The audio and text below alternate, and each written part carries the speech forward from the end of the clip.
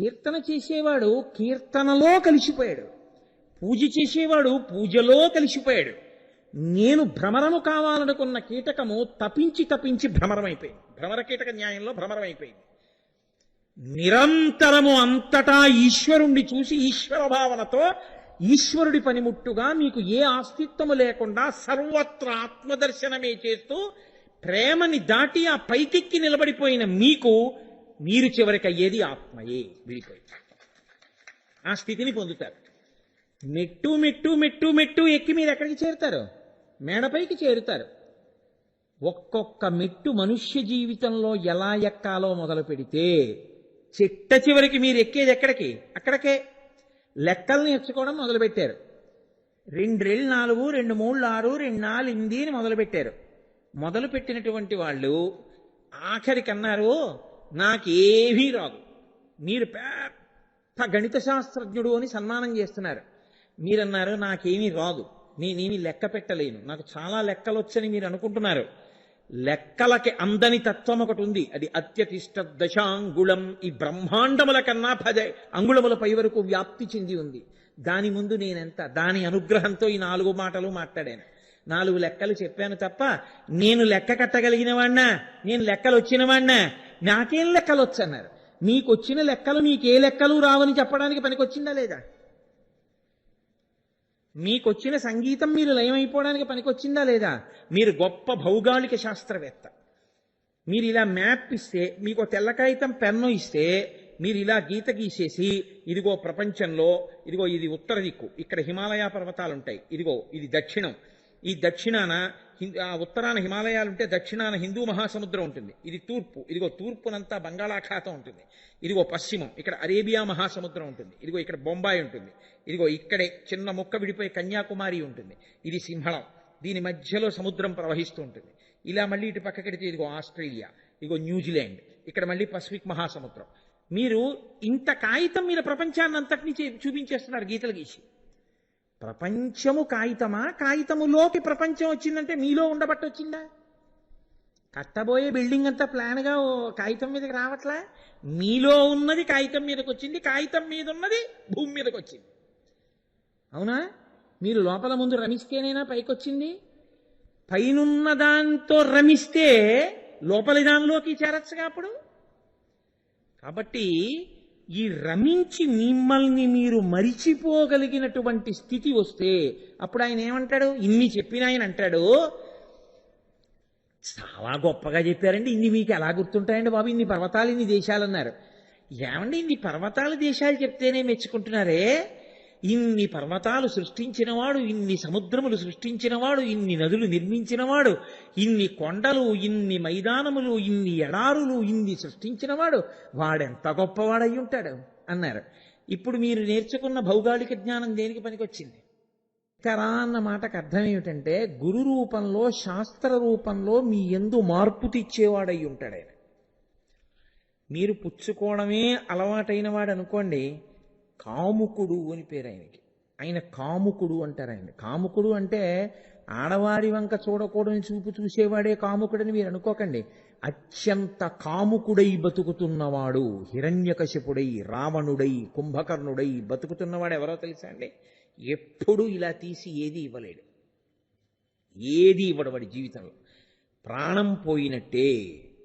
5 పైసలు ఇవ్వడం అంటే అతని ప్రాణమే పోయినట్టు. ఒకవేళ తప్పక ఇచ్చాడనుకోండి, ఇవాళ 10 రూపాయలు ఇచ్చాను కాబట్టి ఈ 10 రూపాయల్ని మళ్ళీ ఎలా ఆదా చేసేయాలి. కాబట్టి అతను ఒక పూట భోజనం మానేసినా ఆశ్చర్యమేం లేదు, లేదా అతను ఒక పూట కూర మానేసినా ఆశ్చర్యమేం లేదు. అథవా 2 రూపాయలు పెట్టి తోటకూర తెచ్చుకుని 2 రోజులు గడిపేసినా మీరు ఆశ్చర్యపోక్కర్లేదు.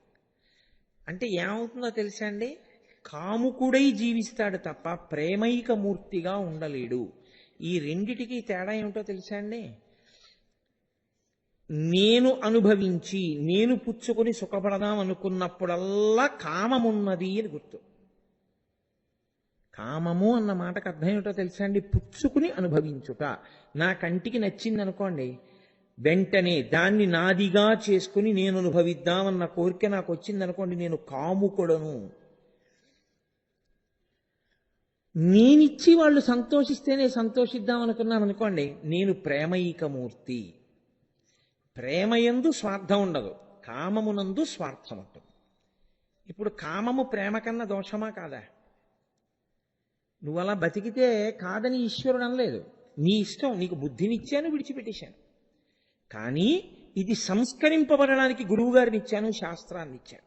కాబట్టి మయోభవీచ శంకరాయచ. అయితే గురువుగారు చెప్పింది సత్యమని మేము ఎందుకు నమ్మాలండి? అంటే నేను మీకు ఒక మాట మనవి చేస్తాను. మీ చిన్నతనంలో 2x2 = 4 అని గురువుగారు నేర్పారు.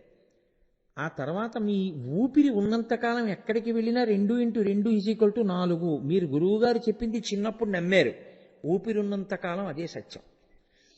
చిన్నప్పుడు మేస్టార్ మీకు చెప్తున్నవన్నీ సత్యములని నమ్మినవి ఏ ఉన్నాయో అవే మీ జీవితాన్ని తీర్చిదిద్దాయి.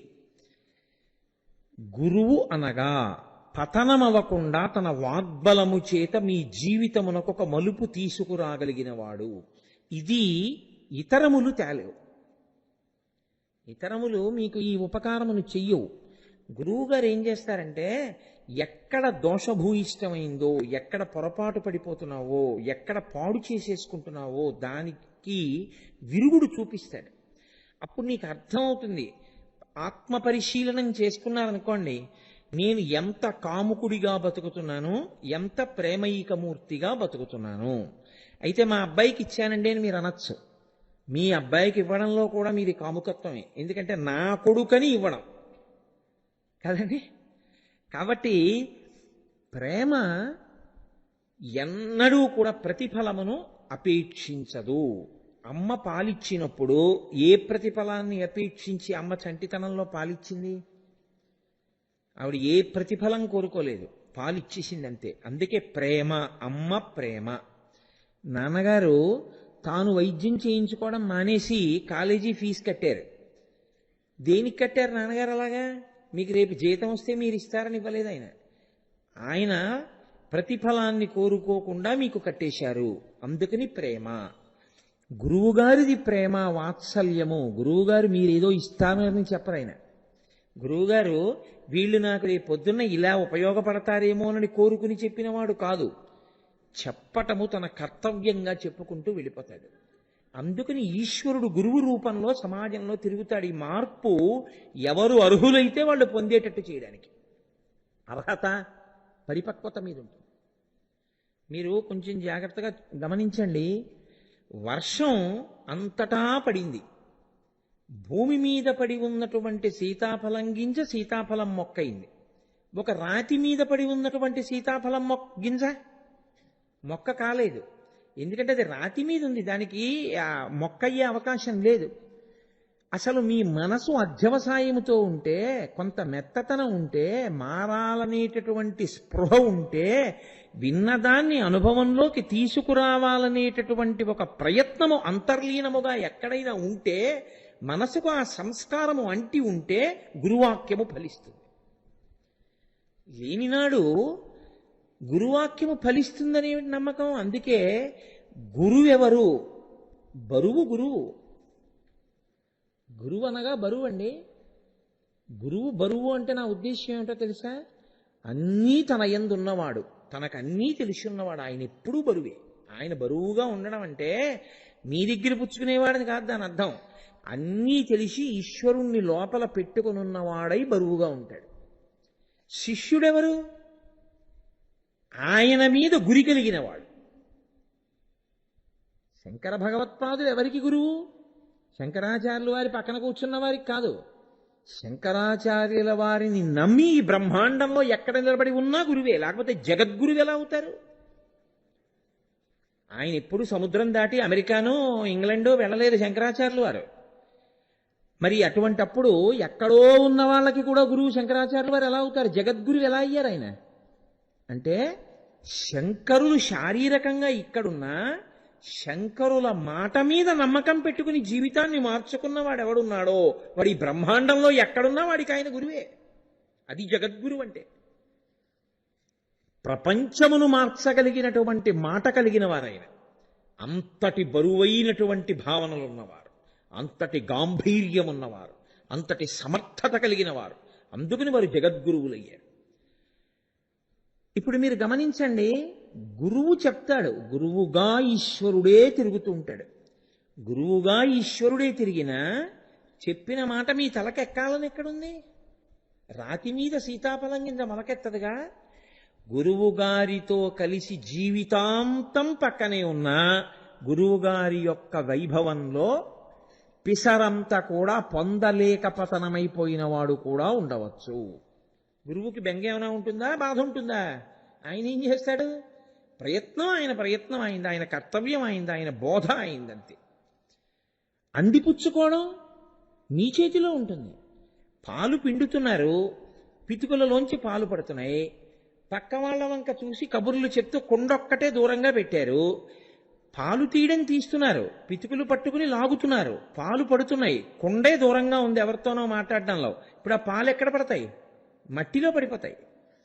పాలు తీయడం ప్రయోజనమా? పాలు తీసేటప్పుడు పితుకుల కింద కొండ ఉంచుకుని పాలు తీయడం ప్రధానమా? గురువుగారి దగ్గర ఉండడం ప్రధానం కాదు, గురువుగారి మాటలను ఎంత పట్టుకుని అనుష్ఠిస్తున్నారన్నది ప్రధానం. ఆ అనుష్ఠానము లేనప్పుడు, విన్నది మీరు ఆచరణలోనికి తేలేనప్పుడు అది ఉపయుక్తమవుతుంది అంటే జీవితాన్ని మార్చగలిగినదై ఉంటుంది అనుకుంటే అది అత్యాశ. శ్రవణం దేనికి పనికి రావాలి అంటే అనుష్ఠాన పర్యంతములోకి తెచ్చుకోవడానికి పనికి రావాలి. అసలు శ్రవణం చేయడం గొప్పదే, ఒకప్పుడు కాకపోతే ఒకప్పుడు వినడం మంచిది. కానీ ఈ చెవితో విని ఈ చెవితో విడిచిపెట్టేసి అది ఎందుకు ఉపయోగపడకపోతే, దాన్ని ఎందుకు అనుష్ఠానంలోకి తీసుకురాకపోతే ఏమిటి ప్రయోజనం? దానివల్ల ఏమి ఉండదు. కాబట్టి శంకరుడు మీకు శంకరుడు ఎప్పుడవుతాడు? నాకాయన శంకరుడైనాడు అంటే ఆ మార్పు తెచ్చుకోవడానికి మీరు సిద్ధపడినప్పుడు. నువ్వు కాముకుడిగా బతుకుతున్నావా? ఒక రోజులు 24 గంటల్లో ప్రేమైకమూర్తిగా బ్రతుకుతున్నావా అన్నది విచారణ చేసుకోవాలంటే నువ్వు ఎన్ని మాటలు ఇంకొకళ్ళకి ఇచ్చి సంతోషపడగలవు? నీకు నువ్వు బేరీజు వేసుకోవడమే. ఇంకొకళ్ళకి ఇచ్చి సంతోషపడలేడు, పుచ్చుకునే సంతోషపడగలడు. నీకు నువ్వు తీర్పు చెప్పుకోవచ్చు, సభలో చెప్పక్కర్లేదు, నీ భార్యకు కూడా నువ్వు చెప్పక్కర్లేదు. నిన్ను నువ్వు మార్చుకోవలసిన అవసరం ఉంది. ఇలా బతికి వెళ్ళిపోతే మళ్ళీ కొన్ని కోట్ల జన్మల వరకు రావు. నువ్వు నీ కోసమని సుఖమనుకుని దాచినది నీ వెనక ఉన్న వాళ్ళు పంచుకుంటారు, నువ్వు అనుభవించడానికి ఏముండదు. నువ్వు ఇలా ఇచ్చింది లేదు కాబట్టి నువ్వు వచ్చే జన్మలో ఇలా పెట్టేది ఉండదు, ఇలా చెయ్యి చాపి బతకవలసిందే. కాబట్టి ప్రేమైకమూర్తిగా బతుకుతున్నావా? ప్రేమతో బ్రతుకుతున్నావా? ఇప్పుడు ప్రేమ అన్న మాటకి ఇచ్చి సంతోషించుట.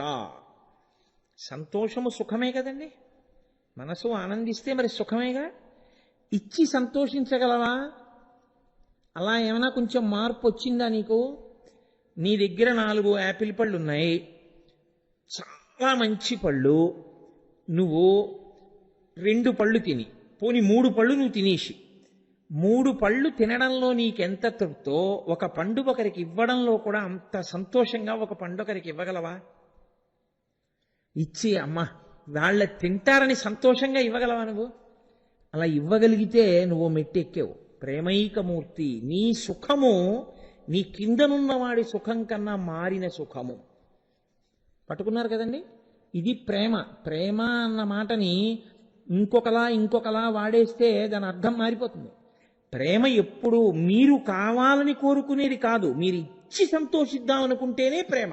అందుకే తల్లి ప్రేమ, తండ్రి ప్రేమ, గురువుగారి ప్రేమ, భార్య ప్రేమ, భర్త ప్రేమ తప్ప దక్కితే నాకు దక్కాలి, దక్కకపోతే ఈ అందం ఇంకోళ్ళకి దక్కకూడదు, యాసిడ్ పోస్తానడం ప్రేమించడం కాదు, కామించడం.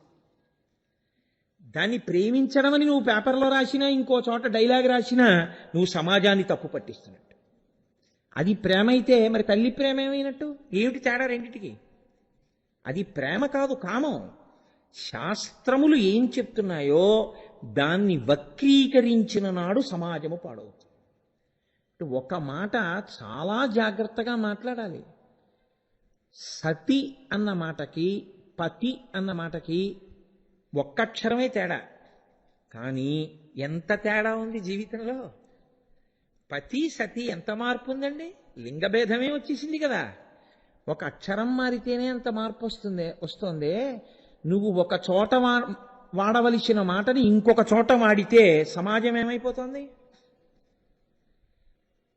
అసలు నిజంగా ప్రతిఫలాన్ని అపేక్షించకుండా చదివించి వృద్ధిలోకి తీసుకొచ్చి కనిపించిన తల్లిదండ్రులది ప్రేమ, యాసిడ్ పోసిన వాడిది ప్రేమ. ఎలా ప్రేమ? రెండు కాదు. శాస్త్రం అలా చెప్పట్లేదు. ఇది నీవు గ్రహించిన నాడు నీవు మెట్టు పైన నిలబడతావు. నిన్ను నువ్వు పరిశీలించుకుంటావు. నేను ప్రేమిస్తున్నానా కామిస్తున్నానా? ఎప్పటికప్పుడు మీకు ఆ ప్రశ్న వేసుకోవడం వచ్చిందనుకోండి, మీరు ఎవ్వరికీ జవాబుదారీ కాదు. మీరు ఒక్కటే జ్ఞాపకం పెట్టుకోండి. ఎందుకో తెలుసా? ప్రపంచంలో వేదం అంటుంది, చేతిని ఉపయోగించగలిగినటువంటి శక్తి ఈశ్వరుడు ఏ ప్రాణికి ఇవ్వలేదు. అందుకే కలియబడే తింటాయి, కరిచి తింటాయి. ఓ కుక్క ఉందనుకోండి, తినాలంటే పరిగెత్తుకుంటూ వెళ్ళి నోటితో పట్టుకు తినేస్తుంది అంతే. రెండంచెల మీద తినేటటువంటి ప్రాణులు ప్రపంచం మొత్తం మీద మూడే మూడు ఉంటాయి. మొట్టమొదటిది ఏనుగు. ఇలా పట్టుకుంటుంది, ఇలా నోట్లో పెట్టుకుంటుంది. రెండంచెల్లో తింటుంది, చేత్తో పట్టుకుని నోట్లో పెట్టుకుంటుంది. రెండు మాటలు పట్టుకుంటుంది తినేటప్పుడు. ఇచ్చేటప్పుడు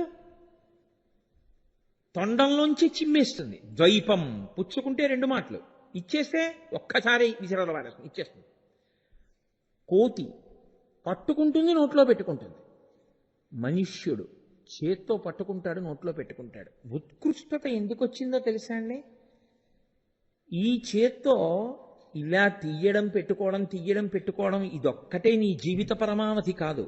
ఇలా పెట్టడం వచ్చా? పెట్టకపోతే ఏమవుతుందండి ప్రేమతో అని మీరు నన్ను అడగచ్చు. శాస్త్రం అంటోంది, జవాబుదారీతనం ఒకటి ఉంటుంది లోకంలో కదండి.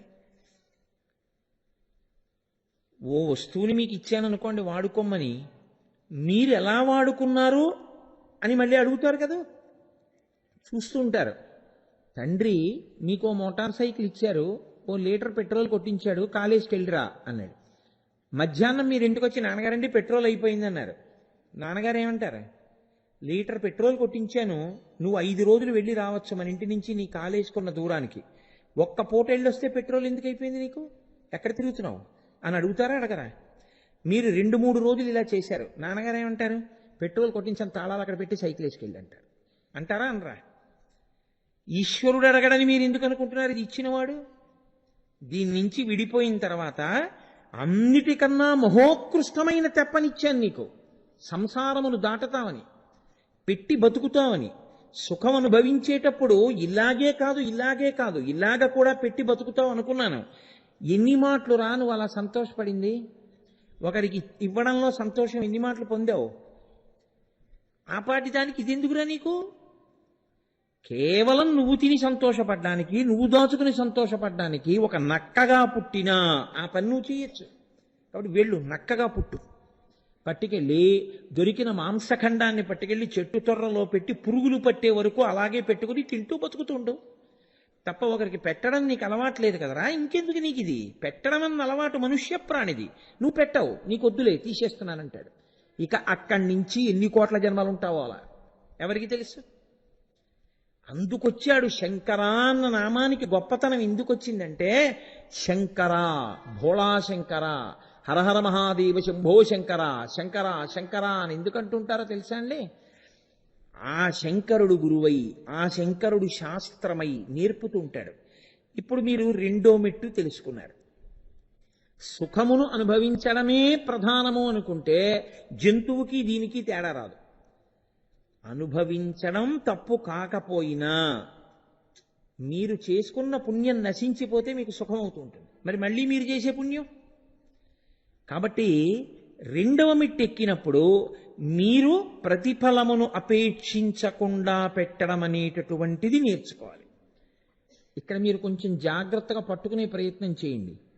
ప్రతిఫలమును అపేక్షించకుండా పెట్టడం మీరు ప్రారంభం చేసినా, ఒక మంచి స్థాయికి వెళ్ళినా, మీరు అలా పెట్టడానికి కొన్ని స్థానములను మీరు నిర్ణయం చేసుకున్నారనుకోండి. నేను ఈయనకే పెడతాను అను నిర్ణయం చేసుకున్నారు మీరు. ఇప్పుడు మీకేమవుతుందో తెలుసా అండి? ఆయనకే పెట్టడంలో క్రమక్రమంగా మీకు తెలియకుండానే మీకు ఒక భావన మొదలవుతుంది. ఏమిటంటే ఈయనకి నేను ఇవ్వాలి, ఈయన నా దగ్గర పుచ్చుకోవాలి. ఇది ఒక అనుబంధాన్ని ఏర్పాటు చేసేస్తుంది. మనసులో సంఘం పట్టుకుంటుంది. అతనికి ఇవ్వాలి, నేను అతనికి ఇస్తూ ఉంటాను, లేదా పెడుతూ ఉంటాను, నేను పెడతాను. ఏదో చూడండి, ఈ వారం ఇప్పుడు నేను పట్టుకెళ్ళి ఫలానా రోజున ఫలానా సమయానికి నేను ఏదో ఎవరికో పట్టుకెళ్ళి రొట్టెలు పెట్టాలి. అప్పుడు ఏమవుతుందో తెలుసా అండి, మెల్లిమెల్లిగా మీకు అది యాంత్రికమైన ఒక అలవాటు అవుతుంది. అక్కడికే వెళ్ళి అక్కడే కొంతమందికి కొన్ని రొట్టెలు పెట్టి వస్తుండడం. ఇప్పుడు ఏమవుతుందంటే ఈ సంఘము ఎందుకమ్మా అమ్మా ఎందుకు, ఏమి అంతమందిని తొక్కుకుంటూ వచ్చి ముందు కూర్చుని వినకపోతే మీ చెవిలోకి ఎక్కదా అని చెప్పేది? వెనక వచ్చిన వాళ్ళు వెనక కూర్చోవడం మర్యాద. ఇవాళ వస్తే వచ్చారు, ఇంకెప్పుడు రాకండి అలాగా. కాబట్టి సంఘము ఏర్పడకూడదు. సంఘము లేకుండా జాగ్రత్త పడాలి అంటే ఇవ్వడంలో ఈశ్వరుణ్ణి చూడడం నేర్చుకోవాలి. మీరు చూడండి, అన్నీ విడిచిపెట్టి భరతుడు అరణ్యానికి వెళ్ళాడు. అన్నీ విడిచిపెట్టి అరణ్యానికి వెళ్ళిపోయిన భరతుడు ఒక లేడి మీద వ్యామోహం పొందాడు. ఆ లేడిని పెంచుకుంటూ వచ్చాడు. ఆఖరికి ఏమైంది? పునర్జన్మలో మళ్ళీ ఓ లేడై పుట్టాడు. సంఘము ఏం చేసేస్తుందంటే, నేను పెడుతున్నాను, ఈయనకి పెడుతున్నాను, ఈయన నా దగ్గర పుచ్చుకునేవాడు, నేను ఇచ్చేవాడిని, దానివల్ల ఆయన ప్రయోజనం పొందుతూ ఉంటాడు. ఈ సంఘము కూడా పుణ్యరూపమును పొంది కొంతకాలానికి ఏం చేస్తుందంటే, ఊర్ధలోకానికి స్వర్గలోకానికి వెళ్ళారు, మీ పుణ్యం ఉన్నంతకాలం ఉంటారు, ఆ తర్వాత ఏమైంది? పడిపోయారు. ఇప్పుడు దీన్ని గురువుగారి అనుగ్రహం ఉంటే, ఈశ్వరుడి అనుగ్రహం ఉంటే ఇంకొక మార్పులోకి వస్తాడు. అది ఎటువంటి మార్పు వస్తుందో తెలుసా అండి? నేను కాదు ఇస్తున్నవాణ్ణి. ఇప్పుడు మీరు చూడండి, వేడి పాలగిన్నె ఉంది, ఆ పాలు తాగవలసిన వాడు ఒకడున్నాడు, ఆయన పాలగిన్నెని పొయ్యి మించి కిందకి దింపుకోవాలి. ఇప్పుడు ఈ పొయ్యి మించి పాలగిన్నెని కిందికి దింపుకునేవాడు ఎవడున్నాడో ఆయనకి పాలగిన్నెకి మధ్యలోకి ఒకటి వస్తుంది, దాని పేరు పటకార. అది రెండు వైపులా పట్టుకుంటుంది. పైన ఆయన పట్టుకుంటాడు, నోటితో పాలగిన్నె పట్టుకుంటుంది. ఎంతసేపు పట్టుకుంటుంది? ఎంతసేపు పట్టుకోవాలో అంతసేపే పట్టుకోవాలి. పాలగిన్నె అరుగు మీద పెట్టేసిన తర్వాత కూడా పటకార అలాగే పట్టుకుని ఉందనుకోండి, మీరు పటకార తీసినప్పుడు ఆ పాలు మళ్ళీ మీ మీద పడతాయి. ఎంతసేపు పట్టుకోవాలో అంతసేపు పట్టుకుని ఎప్పుడు విడిచిపెట్టాలో అప్పుడు విడిచిపెట్టేస్తే, పాలగిన్నెని చేతిని కూడా విడిచిపెడితే పాలు మీరు తాగడానికి అవకాశం కలుగుతుంది కాదు. రెండు వైపులా పట్టుకుంటుంది. మీరు మూడవ స్థాయిలో ఈ సాధనకి వెళ్ళాలి. ఇదంతా శంకరానుగ్రహం, ఇది శివానుగ్రహం. అంటే ఇది గురుముఖత శాస్త్రముఖత అబ్బుతుంది. నన్ను ఈశ్వరుడు పట్టుకున్నాడు, పట్టుకుని ఏం చేస్తున్నాడంటే పటకార్లా పాలు పోయిస్తున్నాడు. నా ఉపాధి ద్వారా ఈశ్వరుడే ఈ ఉపకారమును చేస్తున్నాడు. పటకార తనంత తానేమైనా పట్టగలదా? పైన పట్టినవాడు ఉన్నాడు కాబట్టి పాలగిన్నె పట్టుకుంది. నా అంతా నేను శివాస్తోత్ర శతనామ స్తోత్ర వ్యాఖ్యానం చేయగలిగిన మొనగాడినా? నాలో శంకరుడు ఉండి పలికిస్తున్నాడు, వాళ్ళల్లో శంకరానుగ్రహం ఉండి వినిపిస్తున్నాడు. వింటున్నవాడు శంకరుడు, చెబుతున్నవాడు శంకరుడు. మధ్యలో మరి నువ్వెందుకు కూర్చున్నావు? శంకరుడు నన్ను పటకారగా పట్టుకుని అక్కడికి ఇక్కడికి మధ్యలో పట్టుకున్నాడు. నన్ను వాళ్ళు పట్టుకున్నారు, నన్ను శంకరుడు పట్టుకున్నాడు. ఈ పటకార పట్టుకోబడినటువంటి పదార్థాన్ని, నేను పటకారని పైన కింద పట్టుకోబడి ఉంది. ఇప్పుడు ఏమవుతుందో తెలుసా అండి? మీరు నిమిత్తం. మీకేమవుతుందంటే, మీలో ఏ భావన వస్తుందంటే, అందుకే పోతన గారు భాగవతం చేస్తే అలా మొదలుపెట్టారు. పలికెడిది భాగవతమట, పలికించు విభుండు రామభద్రుండట, నే పలికిన భవహరమగునట, పలికెద వేరుండుగాధ పలుకగనేలా. నేను ఇంకోటి చెప్తానండం ఏమిటి, నేనండి ఇది చెప్తానండం ఏమిటి? ఈశ్వరుడు లోపల నుంచి ఇది పలుకుతున్నాడు. ఇప్పుడు ఈ మైకులు ఉన్నాయి, ఈ మైకులు కోటేశ్వరారు రోజు శివాష్టోత్తర శతనామ స్తోత్రం ఏంటంటే ఇవాళ మేము రామాయణం పలుకుతాం అంటాయా? వాటికి ఆ స్వాతంత్ర్యం ఏం లేదు. నేనేం పలికితే అవే పలుకుతాయి కదా. నేనేం పలికితే అది పలకడం దాని యొక్క లక్షణమైనట్టే. ఈశ్వరుడు లోపల నుంచి ఏది పలికిస్తే అది పలకడం ఈ ఉపాధికి లక్షణము కావాలి. అంటే పలకడము విషయంలోని కాదు నా ఉద్దేశం, అలా అని పనికి మాలిన మాటలు మాట్లాడమని కాదు. వేదం ఒకటి ఉందిగా, అది చెప్పినట్టు కదా చెయ్యాలి. మీరు ఒక మంచి పని చేస్తున్నప్పుడు, ఒక ఉపకారం చేస్తున్నప్పుడు, ఇచ్చి సంతోషాన్ని పొందడం అన్న ప్రేమతో మీరు నిలబడినప్పుడు, మూడవ మెట్టు మీద నిలబడ్డప్పుడు ఇస్తున్నది నేను కాదు, ఇవ్వడానికి కావలసినది పొంది ఉన్నది నేను కాదు, నేను ఈశ్వరుడి యొక్క ద్రవ్యమునకు, కొంత ద్రవ్యమునకు, కొంత సుఖస్థానమునకు ఈశ్వరుడు నాకు యాజమాన్యం ఇచ్చి, వరుణి ఇచ్చి, వరుణి ఇస్తారు చూడండి, మన తరపున ఆయన పూజ చేస్తారు, అలా వరుణి ఇచ్చి నా తరపున ఈ ఉపకారం చేసి పెట్టవోయ్ అన్నాడు. ఎంత నమ్మకం ఉంటే చేయిస్తారు ఈ పని? నేను హైదరాబాద్ వెళ్తున్నానండి, ఈ 50,000 మీకు ఇస్తాను, మీరు అన్నదానం చేయండి ద్వాదశినాడు అని నేను అన్నాను అనుకోండి, ఎంత నమ్మకం ఉంటే మీకు ఇస్తాను 50,000 అన్నదానం చేయమని?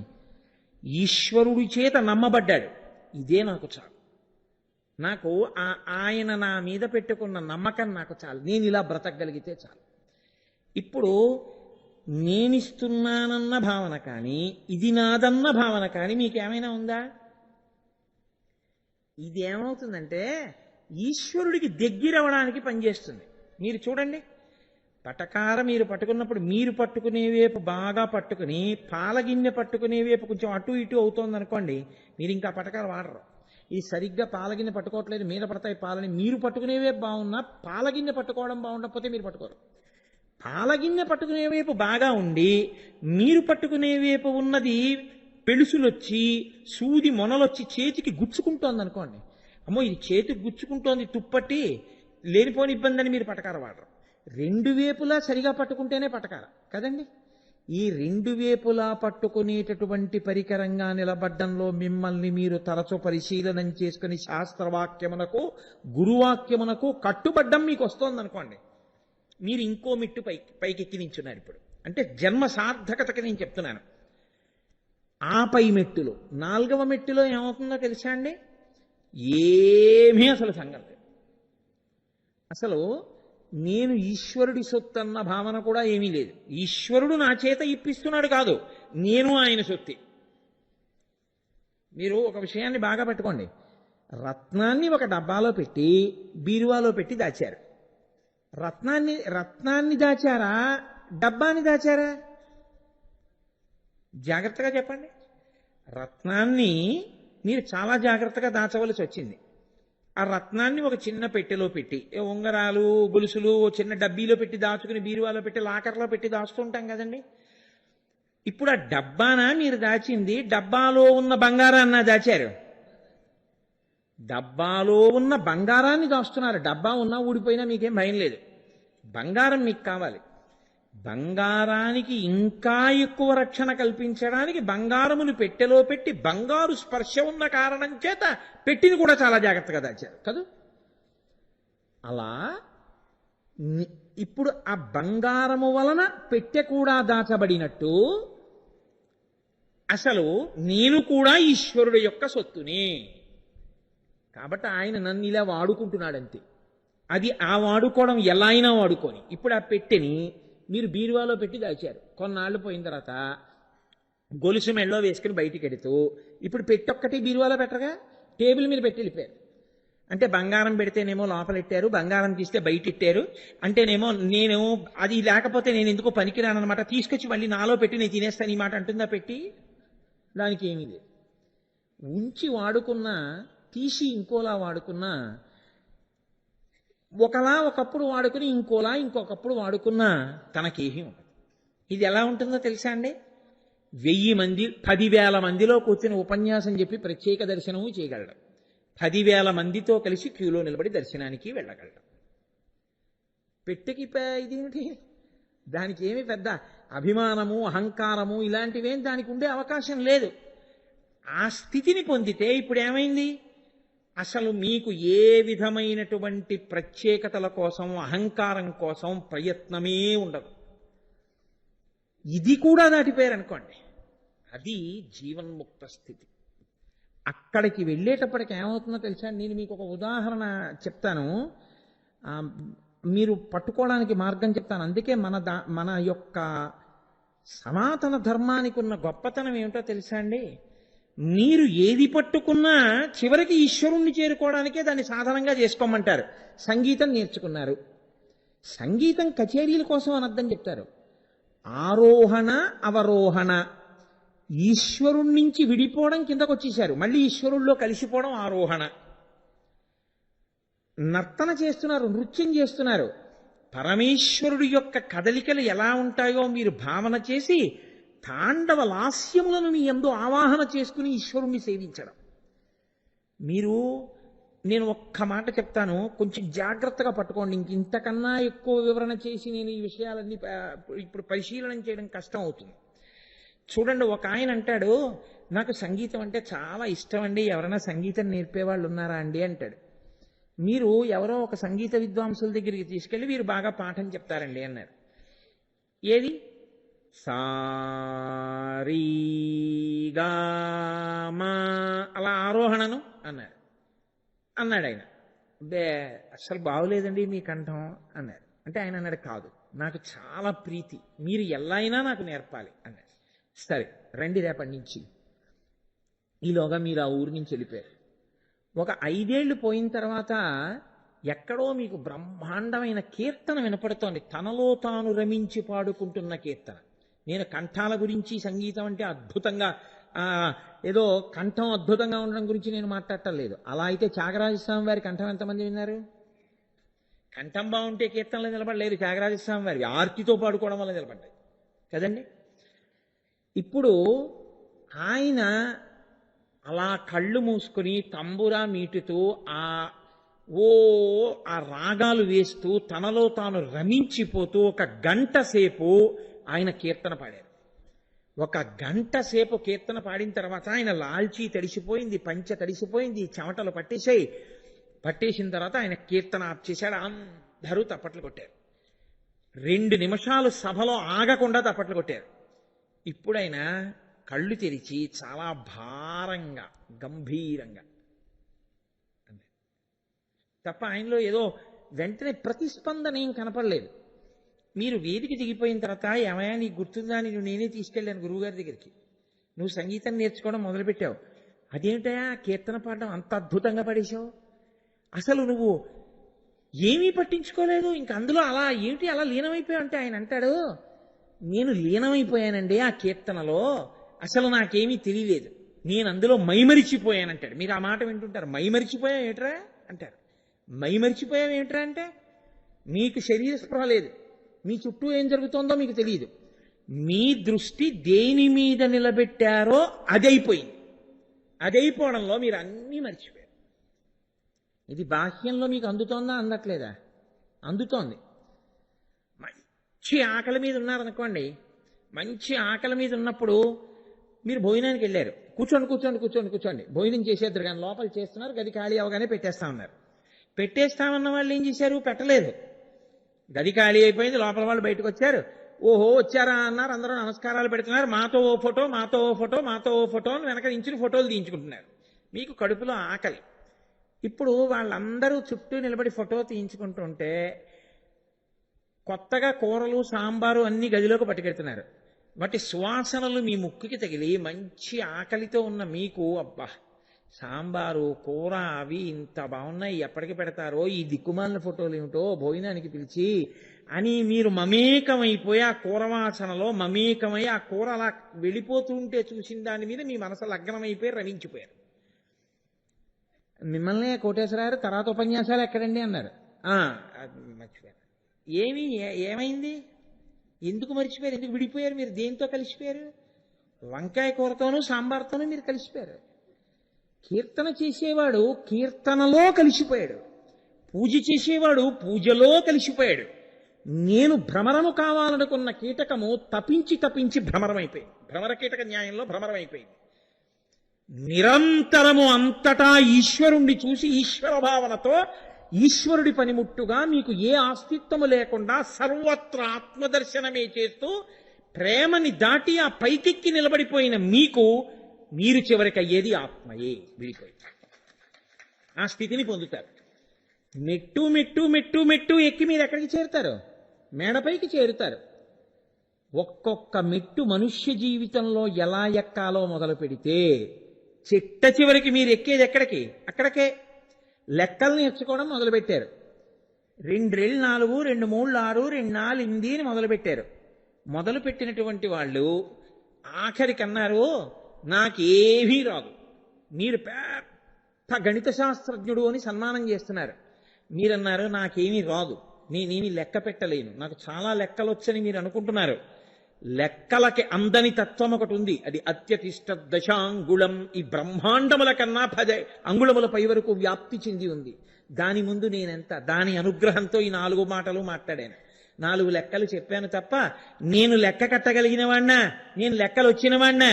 నాకేం లెక్కలు వచ్చన్నారు? మీకు వచ్చిన లెక్కలు మీకే లెక్కలు రావని చెప్పడానికి పనికొచ్చిందా లేదా? మీకొచ్చిన సంగీతం మీరు లయమైపోవడానికి పనికొచ్చిందా లేదా? మీరు గొప్ప భౌగోళిక శాస్త్రవేత్త. మీరు ఇలా మ్యాప్ ఇస్తే, మీకు తెల్ల కాగితం పెన్ను ఇస్తే, మీరు ఇలా గీత గీసేసి, ఇదిగో ప్రపంచంలో, ఇదిగో ఇది ఉత్తర దిక్కు, ఇక్కడ హిమాలయ పర్వతాలు ఉంటాయి, ఇదిగో ఇది దక్షిణం, ఈ దక్షిణాన ఉత్తరాన హిమాలయాలు ఉంటే దక్షిణాన హిందూ మహాసముద్రం ఉంటుంది, ఇది తూర్పు, ఇదిగో తూర్పునంతా బంగాళాఖాతం ఉంటుంది, ఇదిగో పశ్చిమం, ఇక్కడ అరేబియా మహాసముద్రం ఉంటుంది, ఇదిగో ఇక్కడ బొంబాయి ఉంటుంది, ఇదిగో ఇక్కడే చిన్న ముక్క విడిపోయి కన్యాకుమారి ఉంటుంది, ఇది సింహళం, దీని మధ్యలో సముద్రం ప్రవహిస్తూ ఉంటుంది. ఇలా మళ్ళీ ఇటు పక్కకెడితే ఇదిగో ఆస్ట్రేలియా, ఇదిగో న్యూజిలాండ్, ఇక్కడ మళ్ళీ పసిఫిక్ మహాసముద్రం. మీరు ఇంత కాగితం మీద ప్రపంచాన్ని అంతటినీ చూపించేస్తున్నారు గీతలు గీసి. ప్రపంచము కాగితమా? కాగితములోకి ప్రపంచం వచ్చిందంటే మీలో ఉండబట్టి వచ్చిందా? కట్టబోయే బిల్డింగ్ అంతా ప్లాన్గా కాగితం మీదకి రావట్లా? మీలో ఉన్నది కాగితం మీదకి వచ్చింది, కాగితం మీద ఉన్నది భూమి మీదకి వచ్చింది. అవునా? మీరు లోపల ముందు రమిస్తేనేనా పైకొచ్చింది? పైనున్న దాంతో రమిస్తే లోపలి దానిలోకి చేరచ్చుగా అప్పుడు. కాబట్టి ఈ రమించి మిమ్మల్ని మీరు మరిచిపోగలిగినటువంటి స్థితి వస్తే అప్పుడు ఆయన ఏమంటాడు? ఇన్ని చెప్పిన ఆయన అంటాడు, చాలా గొప్పగా చెప్పారండి, ఇన్ని మీకు ఎలా గుర్తుంటాయండి బాబు, ఇన్ని పర్వతాలు ఇన్ని దేశాలు అన్నారు. ఏమండి ఇన్ని పర్వతాలు దేశాలు చెప్తేనే మెచ్చుకుంటున్నారే? ఇన్ని పర్వతాలు సృష్టించినవాడు, ఇన్ని సముద్రములు సృష్టించినవాడు, ఇన్ని నదులు నిర్మించినవాడు, ఇన్ని కొండలు, ఇన్ని మైదానములు, ఇన్ని ఎడారులు, ఇన్ని సృష్టించినవాడు, వాడెంత గొప్పవాడై ఉంటాడు అన్నారు. ఇప్పుడు మీరు నేర్చుకున్న భౌగోళిక జ్ఞానం దేనికి పనికొచ్చింది? అందుకు పనికిరాలా? నేను ఒక పుస్తకం చదివాను ఒకప్పుడు. ఒక ఆస్ట్రేలియన్ కార్డియాలజిస్ట్ ఒక ఆయన రాశాడు దాన్ని. ఆయన గొప్ప గుండె శస్త్రచికిత్సా నిపుణుడు. ఆయన భారతదేశంలో ఒక మహానుభావుడు, ఒక వేదాంతి యొక్క ప్రసంగాన్ని విన్నాడు ఒకప్పుడు. విని ఆయన ఒక గొప్ప వ్యాసాన్ని రాశారు. ఆయన రాశారు అందులో, నేను పూర్వం ఎవరికైనా ప్రాణములు పోసేవాడను నేనే అని అనుకునేవాణ్ణి, అహంకరించేవాణ్ణి. నేను భారతదేశంలో సనాతన ధర్మానికి చెందినటువంటి ఒక మహానుభావుడు, ఆయన ప్రసంగాలు నేను విన్నాను. ఆయన ప్రసంగములు విన్న తర్వాత నాకు ఆ విషయం అర్థమైంది. నేను రోజుకి 5 గుండె శస్త్రచికిత్సలు చేస్తే 4 సఫలీకృతం అయితే, 5 చేద్దాం అనుకున్నాను, 4 సఫలీకృతం అయిపోయాయి కాబట్టి ఒకటి పోతే పోయిందిలే పర్వాలేదు, 4 సక్సెస్ అయిపోయాయి కదా అని ఎప్పుడూ చేయను. నేను 5 ఆపరేషన్లు చేస్తే 5గురు బతకాలనే చేస్తున్నాను. 5గురు బతకాలని నేను చేసిన ఒక్కొక్కప్పుడు ఒకడు వెళ్ళిపోతున్నాడు. నేను ఇన్నాళ్ళు అనుకునేవాణ్ణి, ఏదైనా నా ప్రజ్ఞ అనుకునేవాణ్ణి. నాకు ఇప్పుడు అర్థమైంది, నన్ను పనిముట్టును చేసి ప్రాణం పోయిస్తున్నవాడు, వాడు ప్రాణం తీసేయాలనుకున్నప్పుడు ఈ పనిముట్టుగా నువ్వు పనికిరావన్నవాడు నా పైన ఒకడు ఉన్నాడని నాకు ఆయన ఉపన్యాసాలు విన్నాక అర్థమై వినయంతో తల వంచుతున్నానని రాస్తున్నాను. ఇప్పుడు ఆయన చదువుకున్నటువంటి మెడిసిన్, ఆయన చెయ్యగలిగిన గుండె ఆపరేషన్లు దేనికి పనికొచ్చాయి? ఈశ్వరుణ్ణి తెలుసుకోవడానికి పనికొచ్చాయా లేదా? పనికొచ్చినప్పుడు మీరు దేనితో ఈశ్వరుణ్ణి చేరలేననుకుంటున్నారు? చేరగలిగిన మార్గం, అన్నిటిలోకి తేలికైన మార్గం ఏమిటో తెలుసా అండి? మీరు కేవలము కాముకుడిగా జీవించడం కన్నా ఒక్కొక్క మెట్టు ఎక్కుతూ పరిశీలనం చేసుకుని అంతటా ఆత్మను, ఈశ్వరుణ్ణి చూడగలిగినటువంటి స్థితికి మీరు ఎదగగలగడమే. ఈ స్థితికి మీరు ఎదిగిపోయారనుకోండి, అదే మిమ్మల్ని ఆత్మగా నిలబెట్టేస్తుంది. దానివల్ల పునరావృత్తి రహిత శాశ్వత శివ సాయుధ్య స్థితిని కల్పిస్తుంది. ఈ ఎక్కించగలిగిన ప్రజ్ఞ ఎక్కడుంటుందంటే శాస్త్రంలో ఉంటుంది. కానీ శాస్త్రము గహనమైన సముద్రం. అంత సముద్రాన్ని తరచి మీకెవరు అందిస్తారా మెట్లు? ఎవరు ఎక్కిస్తారా మెట్లు? ఎవరు నిరంతరము బోధ చేస్తారు? ఎవరు ఇంకొకరి సాయం లేకుండా మిమ్మల్ని మీరు పరిశీలించుకోగలిగిన శక్తి మీకెవరిస్తారు? గురువాక్యముగాది మళ్ళీ అందుతుంది. మళ్ళీ తేలికై మీకు అందిస్తాడు గురువు. కాబట్టి లోకంలో శంకరః, శం కరోతీతి శంకరః, సుఖములలోకెల్లా అత్యధికమైన సుఖమేది అంటే ఆఖరికి అంతటా ఉన్న ఈశ్వరుడి యందు తాను లయమైపోయి ఇక విడివడని స్థితిని పొందడమే. ఇక్కడ నుంచి అక్కడ వరకు తీసుకెళ్లడానికి కావలసిన మెట్లు కట్టి ఎక్కించగలిగిన తెప్పనిచ్చి ఆ ప్రజ్ఞతో చెప్పగలవాడినిచ్చి మిమ్మల్ని ఎక్కించిన వాడెవడున్నాడో వాడే శంకరుడు. కాబట్టి ఇప్పుడు చెప్పండి, నాకు శివానుగ్రహం, నాకు శంకరానుగ్రహం అక్కర్లేదు అని మీరు అనగలరా? అది శంకరుడంటే. శంకర ప్రతి మనుష్యునకు ప్రత్యేకించి అవసరం. అయితే మీరు నాతో ఒక మాట అనొచ్చు, ఏమండి ఇప్పుడు మీరు చెప్పిన దాన్ని బట్టి శంకర అన్న నామం ప్రధానంగా మనుష్యులకు కదా ఉపయోగపడుతుంది, పిపీలికాది పర్యంతంలో అందరికీ శంకర ఎలా ఉపయోగపడుతుంది అని నన్ను అడగచ్చు. ఇప్పుడు నేను అన్నిటి గురించి మాట్లాడవలసిన అవసరం లేదు. ఎక్స్ట్రీమ్స్ అంటారు. అంటే బాగా దీనికి పూర్తి వ్యతిరేకానికి వెళ్ళి అక్కడ కూడా చూపిస్తూ ఉంటాడు శంకరుడు నిరూపిస్తే మధ్యలో అన్ని కలిసిపోతాయిగా. మనుష్యుడు ఎప్పుడో ఒకప్పుడు ప్రేమ అన్నది చూపించడం అసలు లేకుండా బతకడం అన్నది ఉండదు. ఎక్కడో అక్కడ ఎప్పుడో ఒకప్పుడు ప్రేమ అన్నది చూపిస్తాడు.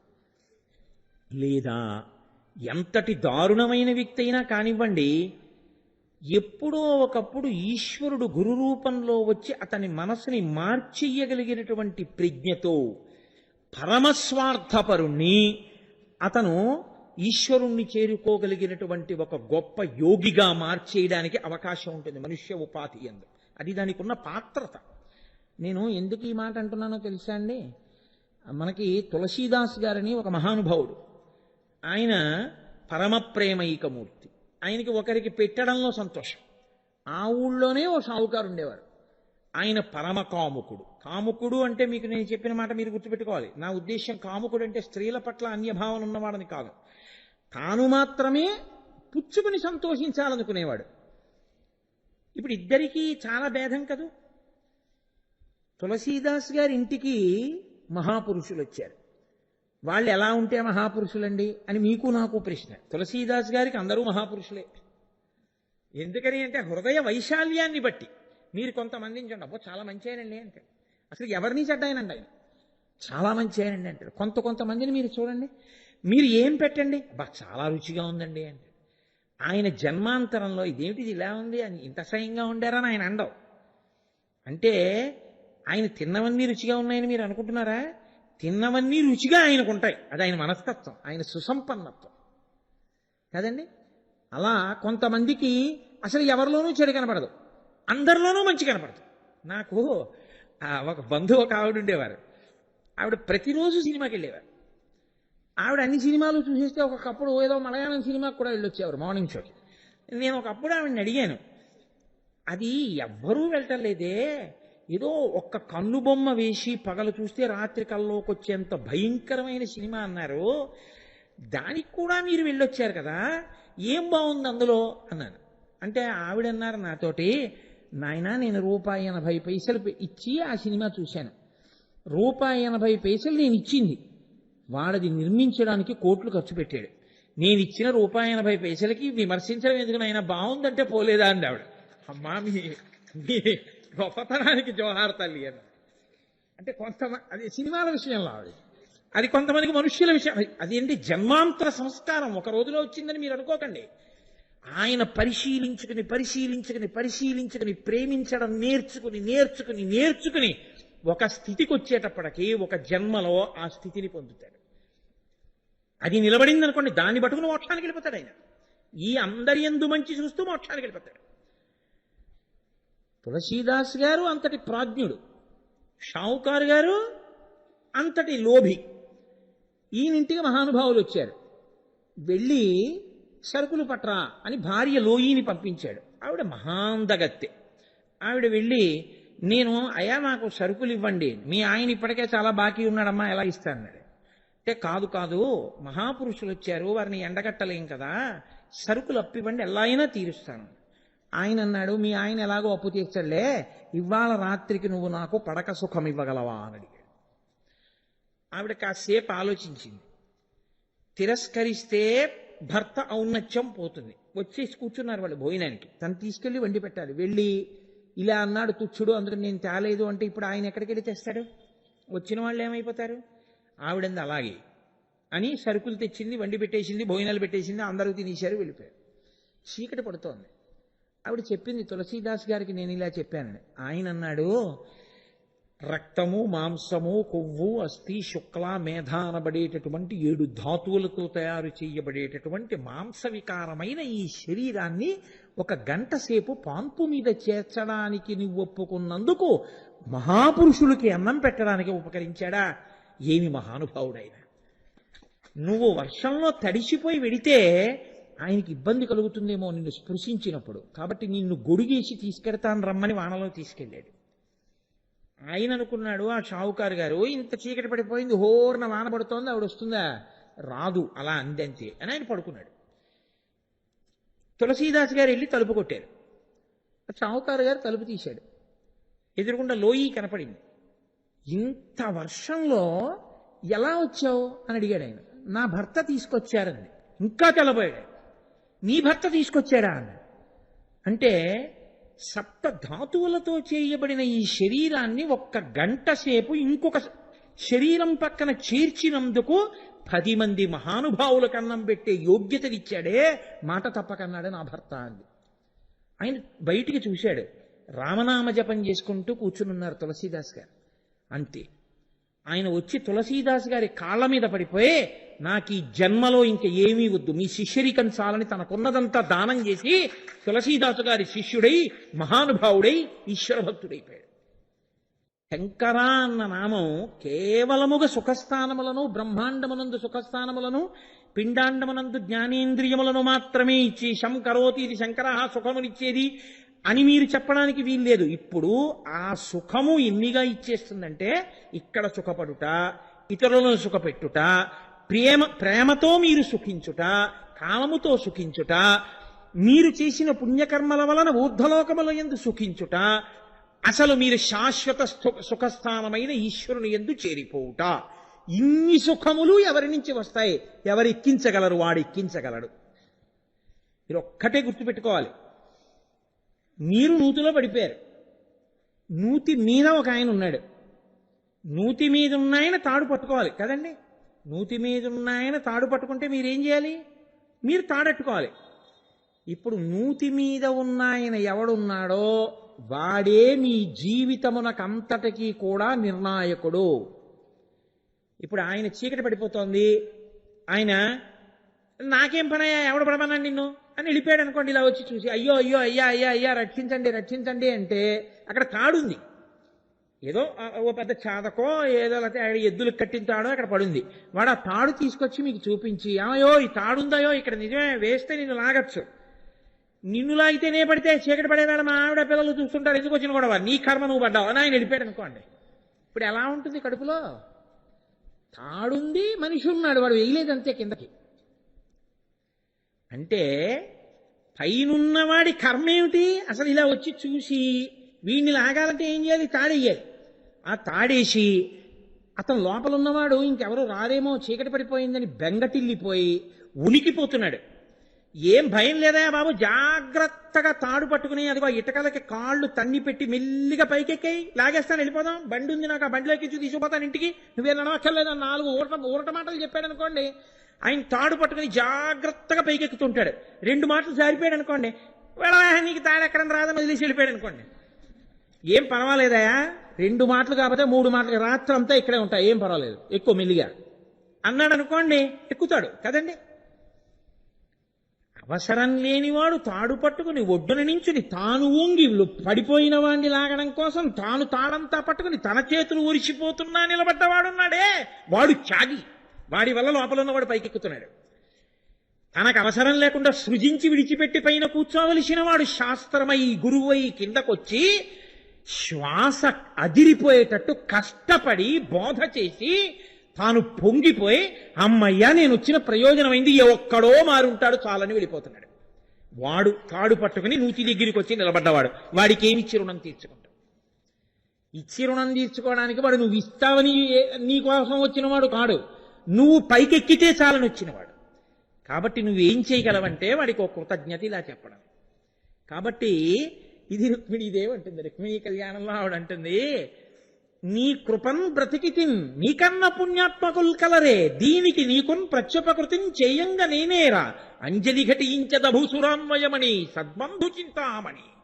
గురువుగారికి ఏం చేస్తారు? గురువుగారికి నేను ఇది చేస్తానడానికి గురువుగారికి మీరు చేసేది ఏమి ఉండదని గుర్తుపెట్టుకోవాలి. గురువుగారికి నమస్కారం ఒక్కటే, అంతే.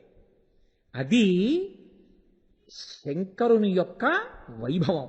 అందుకని ఆయన గురువుగా లోకంలో తిరుగుతాడు, శాస్త్రముగా తిరుగుతాడు, వేదముగా తిరుగుతాడు. సరే, ఇంకా నేను ఆ శంకర అన్న నామాన్ని పట్టుకుని అలా ముందుకు వెడితే ఎంతసేపు వెడితే మాత్రం దానికి అవధి ఉంటుందండి? దానికి అవధి ఏం ఉండదు. ఇప్పటికి 2వ రోజు ప్రస్తావన చేశాను నేను మళ్ళీ. ఏంటంటే అయ్యో నేను ఇది చెప్పకపోతే ద్రోహం అయిపోతుంది, ఏదో ఎక్కడో ఆపుతా అలా అనుకుంటాను అంతే, అదో వెర్రి. కాబట్టి ఏదో 4 మాటలు మళ్ళీ చెప్పాలనిపించి మళ్ళీ శంకరాలోకి వచ్చాను. కాబట్టి ఆ శంకరుడు మీరు ఒకటి ఆలోచించండి, దండ కథ కడుతున్నాను ప్రతిరోజు, కృపానిధి. అందుకని కదా నూతి దగ్గరికి వచ్చాడు ఆయన. ఆయన భక్తవత్సల, ఆయన భక్తి కలిగినటువంటి శివో మహేశ్వర శంభో పినాకీ శశిశేఖర వామదేవో విరూపాక్ష కపర్దీని ఇలలోహిత శంకరశూలపాణి చక్కట్వాంగి విష్ణువల్లభ శిపి విష్ణోంబికానాథ శ్రీకంఠో భక్తవత్సల. కనపడిందా? ఉంది నామం అందులో. భక్తవత్సల అంటే భక్తుల పాలిట వాత్సల్యమున్నవాడు. వాత్సల్యము అన్న మాటకు అర్థం ఏమిటో తెలుసా అండి? మీరు కొంచెం జాగ్రత్తగా పట్టుకోవాలి. ఏమీ లేకపోయినా అసలు అన్ని అయోగ్యతలే, వెతికి ఎక్కడో ఒక చిన్న యోగ్యతని పట్టుకుని ఆ యోగ్యతని అడ్డుపెట్టి తనలోకి తీసుకోవడం. అంటే ఇంకా అసలు మీరు దాన్ని లెక్క పట్టడం అనేటటువంటిది మీరు చెయ్యలేరు ఆ ప్రేమని. అంత స్థితిని పొందితే దాన్ని వాత్సల్యము అంటారు. అందుకే వాత్సల్యము అన్న మాట ఎవరి ముందు ఉపయోగిస్తారో తెలుసా అండి? శిష్యవాత్సల్యము ఒక్క గురువు గారికి ఉంటుంది అది. 2 గోవత్సము ఆవుకుంటుంది అది. కోట్ల కోట్ల కోట్ల కోట్ల ఆస్తుంది. 45 ఏళ్ళు వచ్చేసాయి ఆవిడికి, ఆయనకి 50 ఏళ్ళు వచ్చేసాయి. ఒక్క నలుసు లేదు కడుపున పుట్టిన వాళ్ళు. మమ్మల్ని దత్తత చేసుకోమని ఆవిడ వైపు వాళ్ళు, మమ్మల్ని దత్తత చేసుకోమని ఈయన వైపు వాళ్ళు. పెద్ద పెద్ద యుద్ధాలు, ఆస్తి కలిసి వస్తుందని. వీళ్ళ మీద ప్రేమతో కాదు. ఇటువంటప్పుడు అకస్మాత్తుగా ఆవిడ గర్భిణి అయింది. ఈశ్వరానుగ్రహం. కొడుకు పుడతాడో కూతురు పుడుతుందో అసలు పుట్టనటువంటిది పుట్టారుగా అని సంతోషించింది. కొడుకు కొడుకు అన్నారు డాక్టర్ గారు. ఎంత సంతోషం! ఇలా చూసుకుంది. అసలు బంగారు ఛాయతో మిరిసిపోతున్నాడు పిల్లవాడు, తేజోమూర్తి. మావితో ఉన్నాడు, కడుపులోంచి పైకొచ్చాడు కదూ. ఇప్పుడు ఆ తల్లి ఇంత లేక పుట్టినా, కొడుకు పుట్టినా, ఇన్ని కోట్లకి వారసుడైనా, అంత అందగాడైనా, అంత తేజోమూర్తి అయినా వాడి ఒంటికి ఉన్న మావిని నాలుకతో నాకి శుభ్రం చేస్తుందా? చెయ్యదు. దాదులు కడుగుతారు, మంత్రసాని కడుగుతుంది. ఒక్క ఆవు మాత్రం తన కడుపులోంచి మావితో బయటపడ్డ దూడని తన గరుకైన నాలుకతో నాకేసి శుభ్రం చేసేస్తుంది. ఎంత శుభ్రం చేస్తుందో తెలుసా అండి? ఆ నాకిన నాకుడికి దాని వెంట్రుకలు నాకిన జాడలు పడి ఇలా నిలబడతాయి, తడికి ఇలా నిలబడి ఎండిపోతాయి. అలా నాకేస్తుంది. అది కూడా డొక్కలో నాకుతోంది అనుకోండి, బాగా గట్టిగా నాకితే పడిపోతున్నాడు. లేగదూడకి ఇంకా నిలబడ్డాను. డొక్కలో నాకేటప్పుడు అది పడిపోకుండా నాకుతుంది. వెనక నుంచి నాకుతోంది అనుకోండి, గట్టిగా నాకుతుంది. ఆ కాళ్ళ మధ్యలో అక్కడ ఎందుకో తెలుసండి, ఊడ్చుకోగలదు.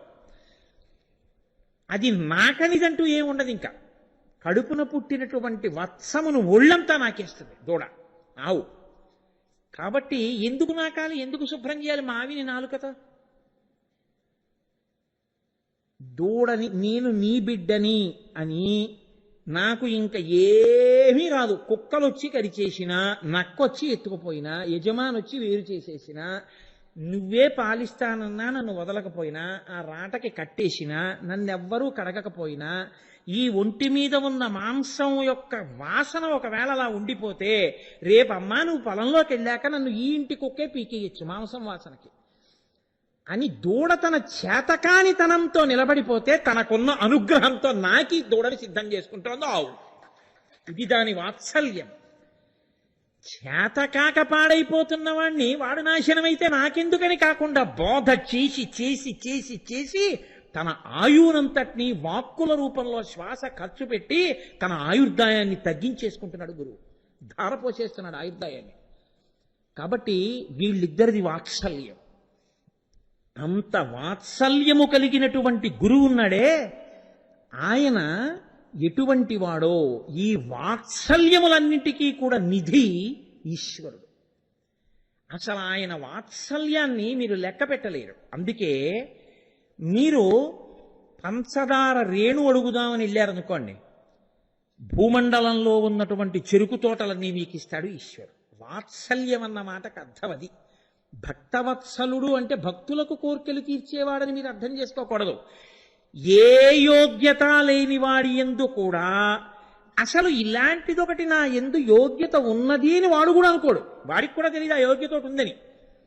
కానీ ఈశ్వరుడు వెతికి వెతికి వెతికి వెతికి వెతికి వెతికి వాడి యందు ఒక ఎలా అయితేనేం వాడో మంచి పని చేశాడు కదా అని వెతికి దాని చేత వాడిని ఉద్ధరిస్తాడు. అదే ఆయన వాత్సల్యం.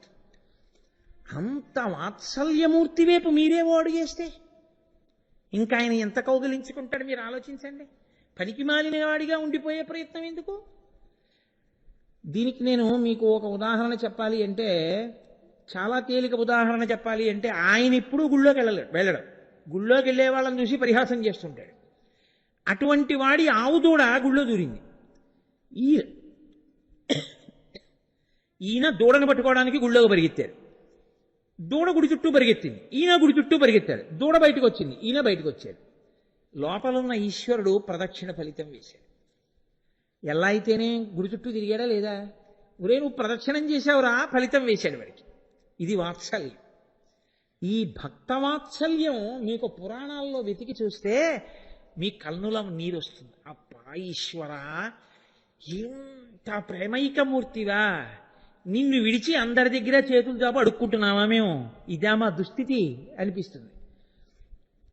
అక్కడ భక్తి ప్రారంభం అవుతుంది. భక్తి అంటే ప్రేమేనండి. భక్తికి ప్రేమ, భక్తి ప్రేమ తప్ప ఇంకొకటేం కాదు. కాబట్టి స్కాంద పురాణంలో ఒక చోట ఒక అధ్యాయం ఉంది. నేను ఎప్పుడో చదివింది, ఏదో స్ఫురణకి వచ్చిన విషయాన్ని మీ దగ్గర మనవి చేస్తున్నాను. ఇంద్రసేనుడు అని ఒక రాజు, ఆయన జీవితంలో ఎప్పుడూ రెండే మాటలు మాట్లాడేవాడు. ఒకవేళ ఆయన ఆ మాటలు మాట్లాడకుండా ఉన్నాడు అంటే తాగి నిద్రపోయాడని గుర్తు.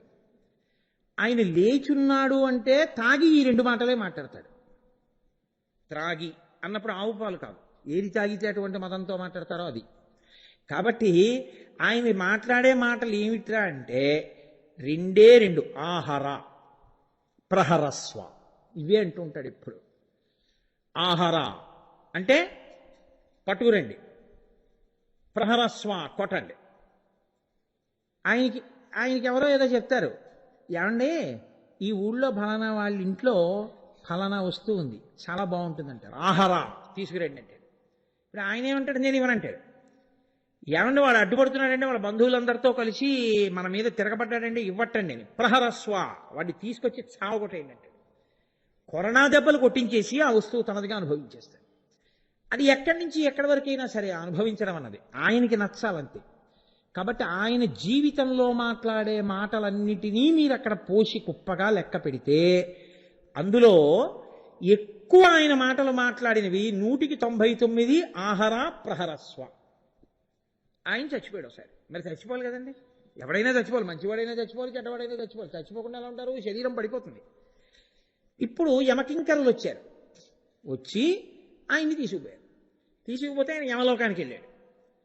యమలోకానికి వెళ్ళిన తర్వాత దూతలు ఆయన్ని తీసుకెళ్ళి అక్కడ పెట్టి అన్నారు, ఆ జీవుణ్ణి అయా మహాపాపాత్ముణ్ణి తీసుకొచ్చామన్నారు. యమధర్మరాజు గారి సింహాసనం మించి లేచి నిలబడి ధైత్ అన్నాడు. అంటే ఎంత తప్పు పనిచేశారా మీరు అన్నాడు. అని గబగబా మెట్లు దిగొచ్చి ఆయన కాళ్ళకి నమస్కారం చేసి, అయ్యా పొరపాటు జరిగింది మా వల్ల, తెలియక మిమ్మల్ని తీసుకొచ్చాం. మీ వంటి పుణ్యాత్ముడు లోకంలో లేడు అని ఇప్పుడే శివలోకం నుంచి మాకు కబురు వచ్చింది.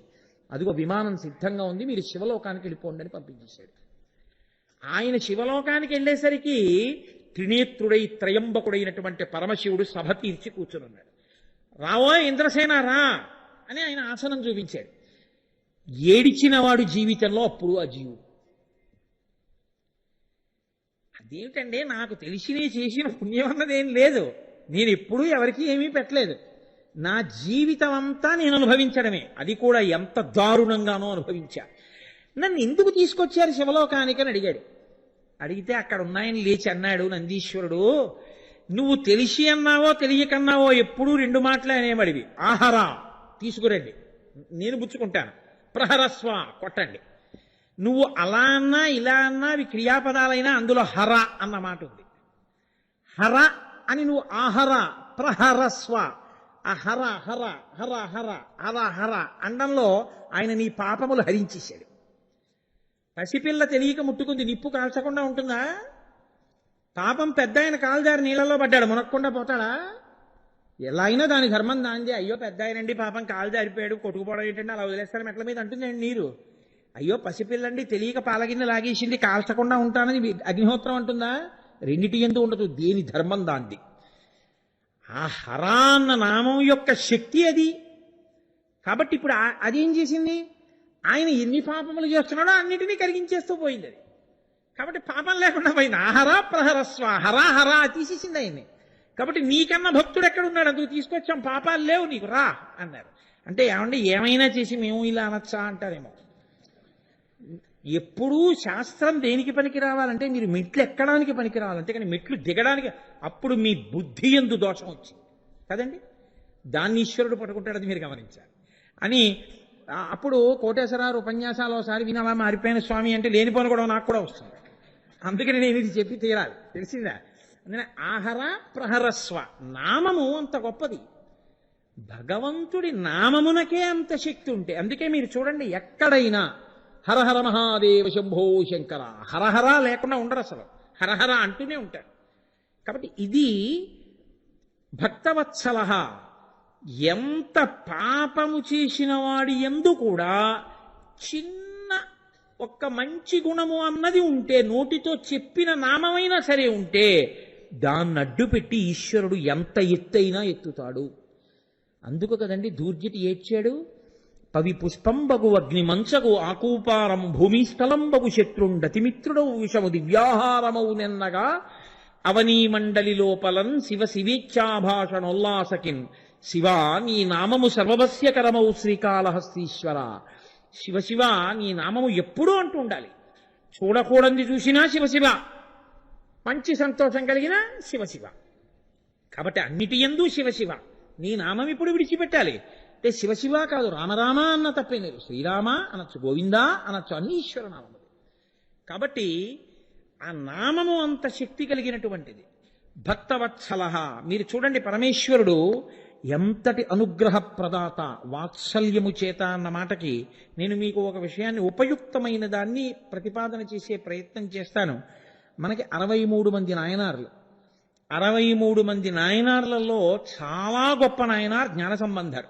జ్ఞాన సంబంధర్ తర్వాత అప్పర్ వాగీశర్ ఆయన, అలా సుందర నాయనార్. వీళ్లలో చండీశ్వర నాయనార్ అని ఒక ఆయన చండీశ్వరుడు దేవాలయంలో ఉంటూ ఉంటాడు. ప్రతి శివాలయంలో చండీశ్వరుడు ఉంటాడు. ఈ చండీశ్వరుడు ఎవరో తెలుసా అండి? ఒకప్పుడు శైన ఊరు అని ద్రవిడ దేశంలో ఓ ఊరు ఉండేది. అక్కడ బాగా వేదం చదువుకున్నటువంటి ఒక బ్రాహ్మణుడు. చిత్తము అంత నిర్మలమైనది కాదు, కానీ బాగా వేదం చదువుకున్నాడే. ఆయన పేరు యచ్చదతనుడు. ఆయనకు ఓ కొడుకు, అతని పేరు విచార శర్మ. ఈ విచార శర్మ బ్రహ్మచారిగా ఉండగా చిన్నతనంలోనే బాగా వేదం చదువుకున్నాడు. ఒకప్పుడు ఆ పిల్లవాడు సమిధలు తీసుకురావడానికి అడవికి వెళ్ళాడు. అక్కడ గోవుల్ని కాసేటటువంటి ఒక గోపాలకుడు కర్ర పెట్టి ఒక ఆవుని కొడుతున్నాడు. అతను చూసి అన్నాడు, అయ్యయ్యో గోవుని కొట్టడం ఏమిటయ్యా, అది సాక్షాత్ పరాశక్తి. అలా గోవుని కొడతారా? తప్పన్నాడు. అంటే అతను అన్నాడు, నువ్వు కాయి నీకు తెలుస్తుంది దీని కష్టం ఏమిటో అన్నాడు. అంటే అతను అన్నాడు, సరే ఇంతకన్నా గొప్ప సేవ ఏముంది, రేపటి నుంచి నేను ఆవులు కాస్తాను, నువ్వు వేరొక పని చేసుకోమని ఇతను రోజు పరమ ప్రేమతో ఆ ఆవులు కాస్తూ వేదమంత్రాలన్నీ వల్లెవేస్తుండేవాడు. ఇతను వేదమంత్రాలు వల్లెవేస్తూ ఆవుల్ని మేపడంలో ఆవులు ఇతని యందు గొప్ప అనురక్తిని పెంచుకుని ఇతనికి ఉపకరించాలని ఇతను తెచ్చుకున్న జలపాత్ర అక్కడ పెడితే అక్కడికి వచ్చి అందులో తమ పొదుగులలో పాలు విడిచిపెడుతుండేవి. అతను అనుకున్నాడు, ఆవులు తమంత తాము పాలు విడిచిపెడుతున్నాయి, నేను దుర్వినియోగం చేయడం ఎందుకు అని ప్రతిరోజు వెళ్ళి ఆవుల్ని విడిచిపెట్టేసి ఆ బీడులో అవి తింటూ ఉంటే ఇతను నది ఒడ్డున కూర్చుని ఒక శివాలయాన్ని ఇసుకతో కట్టేవాడు. అందులో ఇసుకతో ఓ శివలింగం పెట్టేవాడు. దాని చుట్టూ ప్రాకారములు కట్టేవాడు. 4 మొక్కలు తెచ్చి అవన్నీ పెద్ద చెట్లు కింద పెట్టేవాడు. పెట్టి ఇప్పుడు అతను రుద్రాధ్యాయాన్ని పారాయణ చేస్తూ కూర్చునేవాడు. శివలింగానికి తాను అనేక పదార్థాలతో అభిషేకం చేస్తున్నట్టు భావన చేసేవాడు. ఇదంతా గమనించినటువంటి గోవులు పరాశక్తి స్వరూపములు కనుక ఆయన యందు వాటికి అనుగ్రహం కలిగింది. అవి ఒక్కొక్క గోవు రావడం, ఒక పితుకులో పాలు ఆ కుండలో పోసి వెళ్ళిపోయేవి. ఇతను చూసేటప్పటికీ కుండలో పాలు ఉండేవి. ఇతని దగ్గర ఇతర సంభారములు ఉండవు, ఇసుకతో గుడి కడతాడంతే. అతను వెంటనే ఆ పాత్ర తీసి, నమస్తే అస్తు భగవన్ విశ్వేశ్వరాయ మహాదేవాయ త్రయంబకాయ త్రిపురాంతకాయ త్రికాగ్నికాలాయ కాలాగ్నిరుద్రాయ నీలకంఠాయ మృత్యుంజయాయ సర్వేశ్వరాయ సదాశివాయ శ్రీమన్మహాదేవాయ నమః అంటూ అభిషేకం చేసేవాడు. మిగిలిన పదార్థాలన్నీ మనసుతో సృజించి అభిషేకం చేసేవాడు. ఇతను అంతా పారాయణ, అభిషేకం, ప్రదక్షిణాలు అన్ని మానస పూజ పూర్తి చేసేటప్పటికి సాయంకాలం అయ్యేది. ఆవుల్ని తోలుకుని ఇంటికి వెళ్ళిపోయాడు. ఎవ్వరికీ తెలియదు. ఆవులు చక్కగా యజమానులకు ఎక్కువ పాలిస్తున్నాయి. బాగుందయా, ఈ బ్రహ్మచారి కాయడం వచ్చిన తర్వాత బాగా పాలిస్తున్నాయి అన్నారు. ఒక రోజున అడవిలోంచి వెళ్ళిపోతున్న ఒకడు చూశాడు ఆవులు పాలు పోయడం. ఇతను సైకతలింగం మీద పోయడం. అరే రే, ఈ పిల్లవాడు పాలను ఇసుకలో పోసేస్తున్నాడని వెళ్ళి ఊళ్ళో చెప్పాడు.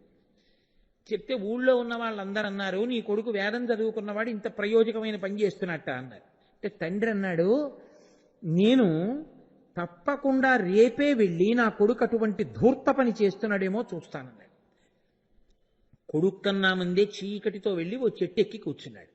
ఈ విచార శర్మ వచ్చాడు, ఆవులు విడిచిపెట్టాడు, సైకతంతో లింగం పెట్టాడు, కూర్చున్నాడు, పారాయణ చేస్తున్నాడు. ఆవులు వచ్చాయి, పాలు పోసి ఆ పాలు తీశాడు, అభిషేకం చేస్తున్నాడు. ఆశ్చర్యం, ఆవులు పాలు తమంత తాము కుండలో పోస్తున్నాయి. వీడు ఇలా సైకతలింగమో ఇసకో కుప్ప చేశాడు, దాంట్లో పోసేస్తున్నాడు. ఊళ్ళో వాళ్ళు చెప్పింది నిజమే, వీడి వల్ల నాకు ఎంత పఖ్యాతి వచ్చిందని ఆ తండ్రి గబగబా కిందకి దిగొచ్చి అక్కడ ఉన్నటువంటి ఆ కొడుకుని వీపు పగిలిపోయేటట్టు కొట్టేశాడు కర్ర తీసుకుని. అయినా తన పారాయణ ఆపకుండా అలాగే ఆ తన్మయత్వంలో తనను తాను మరిచి అని చెప్పాను కదా మీకు, అలా మైమరచి ఆ మంత్రాన్నంతటినీ అనుష్ఠిస్తున్నాడు. తండ్రి కొట్టి కొట్టి కొట్టి కొట్టి కోపం వచ్చి వీడికి బుద్ధి లేదు, ఎంత కొట్టినా పలకట్లేదని కాలెత్తి ఒక్క తన్ను తన్ని కుండ పగలగొట్టాడు. ఆవు పాలన్నీ పడిపోవడంలో ఆ పిల్లవాడికి బహిర్ముఖుడయ్యాడు. ఆ ఎత్తిన కాలు అతను కట్టుకున్న సైకతలింగం వైపు కూడా వస్తాను. వెంటనే పిల్లవాడి కోపం వచ్చి అక్కడ ఉన్న ఒక గొడ్డలను ఒక దాన్ని తీసి విసిరాడు. ఆ దేవాలయానికి, శివలింగానికి అతని దృష్టిలో అది కేవలము సైకతలింగం కాదు, శివుడే. శివుడికి అపచారం జరిగిందన్న కోపంతో గొడ్డలు విసిరాడు. ఆ గొడ్డలి తండ్రి కాళ్ళకి తగిలి 2 కాళ్ళు తెగి కింద పడి చచ్చిపోయాడు.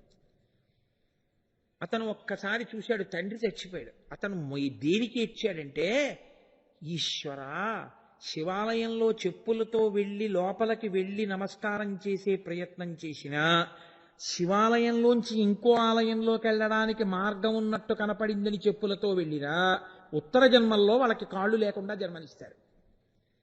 కాబట్టి ఒక్కసారి చెప్పుతో అడుగు పెడితేనే కాళ్ళు తీసేస్తారు కదా. ఈశ్వర, దేవాలయాన్ని పాలకుండని తన్నాడు. ఆ కాళ్ళు తెగిపోయాయి, కానీ ఎంత బాధపడతాడో, ఎంత అపచారం చేశాడో నా తండ్రిని శివుడి వంక చూసి ఏడుస్తున్నాడు. పరమేశ్వరుడు ఒక్కసారి ఆవిర్భవించాడు. ఆవిర్భవించి, ఎంత భక్తిరా నీకు, ఏముందని భక్తితో ఉన్నాడు నాకు చెప్పండి. అంత భక్తి అంటే గుండెల్లోంచి వచ్చింది ఆ భక్తి. ఈ భక్తికి పొంగిపోయి శంకరుడు అతనికి వరం ఇచ్చాడు. ఈనాటి నుండి నువ్వు ఎప్పుడూ నాతోనే ఉంటావు. భక్తులు తీసుకొచ్చి నాకేది పెట్టినా, పార్వతీదేవే నాకు భోజనం పెట్టినా, నేను తినగా మిగిలినది నీకే అధికారం. ఎవరైనా పట్టుకెళ్లాలంటే నీకు చూపించి పట్టుకెళ్ళచ్చు తప్ప, నేను తినగా మిగిలింది మాత్రం నీకు చెందుతుంది. అందుకని నీకు చూపించి, అయ్యా శివప్రసాదం పట్టుకెడుతున్నామని పట్టుకెళ్ళాలి. అలా కాకుండా పట్టుకెళ్ళకూడదని వరం ఇచ్చాడు.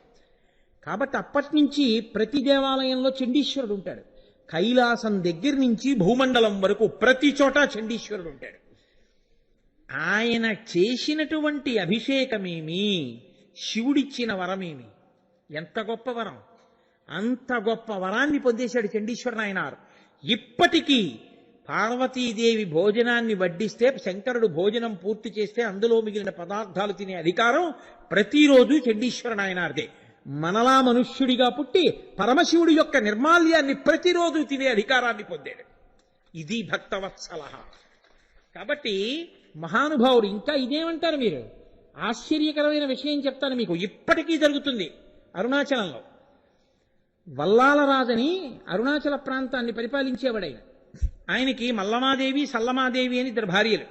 ఆయనకి పిల్లలు పుట్టకపోతే శివభక్తులు ఏమడిగినా ఇస్తానని ప్రతిజ్ఞ పూనాడు.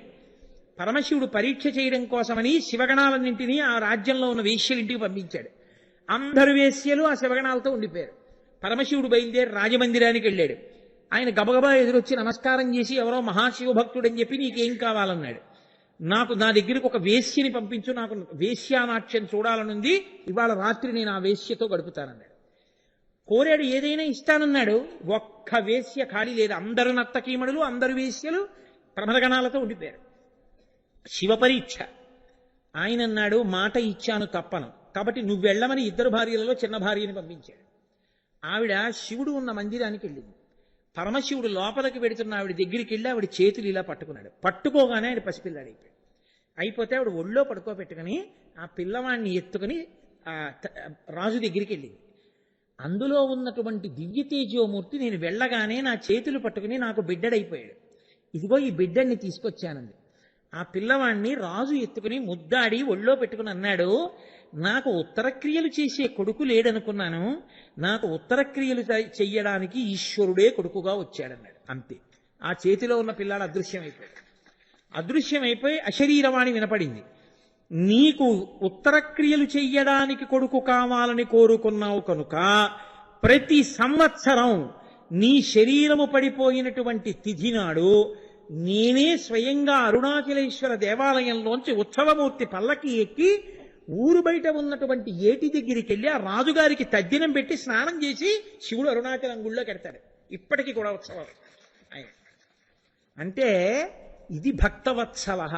ఎక్కడికైనా వస్తాడు ఆయన. ఎంత కిందకైనా వచ్చేస్తాడు. ఇది నేను ఇవ్వడమా, ఇది ఇవ్వకపోవడమా అని ఉండదు. ఉపమన్యు మహర్షి, నేను ఎన్ని మీకు చూపించగలను సాక్ష్యాధారాలు.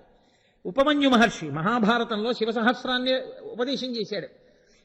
మహాపేదవాడు, మహానుభావుడు. ఆయన తండ్రి వ్యాఘ్రపాదుడు. ఆయన యొక్క భార్య వ్యాఘ్రపాదుడికి జన్మించినటువంటి వాడు ఉపమన్యు మహర్షి. ఈ ఉపమన్యుడు చిన్నతనంలో మేనమామ గారి ఇంటికి వెడితే మేనమామ గారి భార్య అత్త పాలిచ్చింది మేనల్లుళ్లతో పాటు, తన కొడుకులతో పాటు. ఆయన పాలు తాగాడు. పాలు చాలా కమ్మగా ఉన్నాయి. ఆ పిల్లాడికి ఇంకా పాలు తాగాలనిపించింది. అడవిలో తల్లి దగ్గరికి వెళ్ళిపోయిన తర్వాత అన్నాడు, అమ్మా నేను మామయ్య ఇంటికి వెళ్ళినప్పుడు పాలు తాగానమ్మా, చాలా రుచిగా ఉన్నాయి, నాకు ఇన్ని పాలు ఇయ్యమ్మా అన్నాడు. అంటే తల్లి అంది, ఐశ్వర్యం ఉన్న వాళ్ళకి పాలుంటాయిరా, ఐశ్వర్యాన్ని శివుడిస్తాడురా, మనకే ఉందని నీకు పాలివ్వనరా అంటే ఆ పిల్లాడు ఏడుస్తున్నాడు. ఎలా అయినా వాడిని ఓదారుద్దామని ఆ తల్లి అంది, ఉండు నీకు పాలిస్తానని లోపలికి వెళ్ళి కాస్త బియ్యం నలిపి పిండి చేసి నీళ్లలో కలిపి ఇవి పాలనిచ్చి, వాడు 2 గుటకలు వేసి ఆ గ్లాస్ పడేసి అన్నాడు, ఇవి పాలుకోవు. అమ్మ నువ్వు నన్ను మోసగించవు, బియ్య పిండి కలిపిన నీళ్లు, ఇవి పాలు కావమ్మా, నాకు పాలు కావాలన్న. ఆ తల్లి అంది, పాలు కావాలంటే పాలు వస్తాయిరా, పాలైనా పెరుగైనా పరమాన్నమైనా జ్ఞానమైనా మోక్షమైనా ఐశ్వర్యమైనా ఉద్యోగమైనా అధికారమైనా వైభవమైనా వాక్కైనా తపస్సైనా సర్వేశ్వరుడు సదాశివుడు త్రయంబకుడు పరమేశ్వరుడు ఆయన ఇవ్వాలి, ఆయన్ని అడగరా అంది. అమ్మ అయితే ఆయన్ని అడగనా అన్నాడు. ఆయన్ని అడుగు వద్దు. అయితే అమ్మ అడవిలోకి వెళ్ళి తపస్సు చేస్తానన్నాడు. చేస్తానమ్మా, అయితే వెళ్ళు చెయ్యండి. వెళ్ళాడు. నారద మహర్షి కనబడ్డారు. ఆ పిల్లాడి పూనిక చూశారు, చిన్నతనంలో వచ్చిన భక్తి అని షడక్షరి ఉపదేశం చేశారు. ఆ పిల్లవాడు వెళ్ళి తపస్సు మొదలెట్టాడు. ఆ పిల్లవాడి తపోజ్వాలలు తట్టుకోలేకపోయారు ఋషులు. శంకరుడు కైలాసం నుంచి బయలుదేరి పార్వతీ సహితుడై వచ్చాడు. వచ్చేటప్పుడు పిల్లాడు కదా ఏం చేస్తాడో చూద్దాం అనుకున్నాడు. శచీదేవి ఇంద్రుడిగా మారిపోయారు ఇద్దరు. పార్వతీ పరమేశ్వరుడు వృషభ వాహనాన్ని ఐరావతంగా మార్చాడు. మార్చి భూమి మీద దిగాడు. వచ్చి తట్టాడు. ఈ పిల్లవాడు కళ్ళు తెరిచి నువ్వెవరు శివుడు కావే అన్నాడు. ఈ పిల్లాడికి శివుడు అంటే ఇలా ఉంటాడని ఒక ఆలోచన. మరి నారదుడు చెప్పాడు, వాళ్ళ అమ్మగారు చెప్పారు. నువ్వు కావే అన్నాడు. అంటే ఆయన వల్ల నేను ఇంద్రుణ్ణి, స్వర్గలోకాధిపతిని. శివుడేమిస్తాడు? ఆయన దగ్గరే ఉంది ఇవ్వడానికి, నేనిస్తాను, నీకేం కావాలన్నాడు. నేను పుచ్చుకోవడం అంటూ ఉంటే శివుడి దగ్గరే, నువ్వెవడివి? నీ పదవి కూడా శివుడిచ్చింది. సరికదా, ఏ సదాశివుణ్ణి పూజ చేశానో ఆ సదాశివుడి నింద విన్నారు. ఇంకా నాకు శివదర్శనం ఏమిటి? శివనింద విన్న ఈ శరీరం నాకొద్దు, నేను యోగాగ్నిలో పడి దూకేస్తున్నానని యోగాగ్ని సృష్టించి అందులో దూకేస్తున్నాడు. చిన్న పిల్లాడు. వాడి భక్తికి మెచ్చుకొని పరమశివుడు ప్రత్యక్షమయ్యాడు. పార్వతీ సహితుడై ప్రత్యక్షమై, చూశామా పార్వతి అని ఇద్దరు వరాల మీద వరాలు కుప్పించేశారు. పాల సముద్రం, పెరుగు సముద్రం, లవణ సముద్రం, ఆ తర్వాత ఇక్షు సముద్రం, ఈ సముద్రాలన్నీ సృష్టించి నీకు ఇచ్చేస్తున్నారు. పాలు కాదు. ఆయన అడిగాడు ఏం కావాలన్నాడు.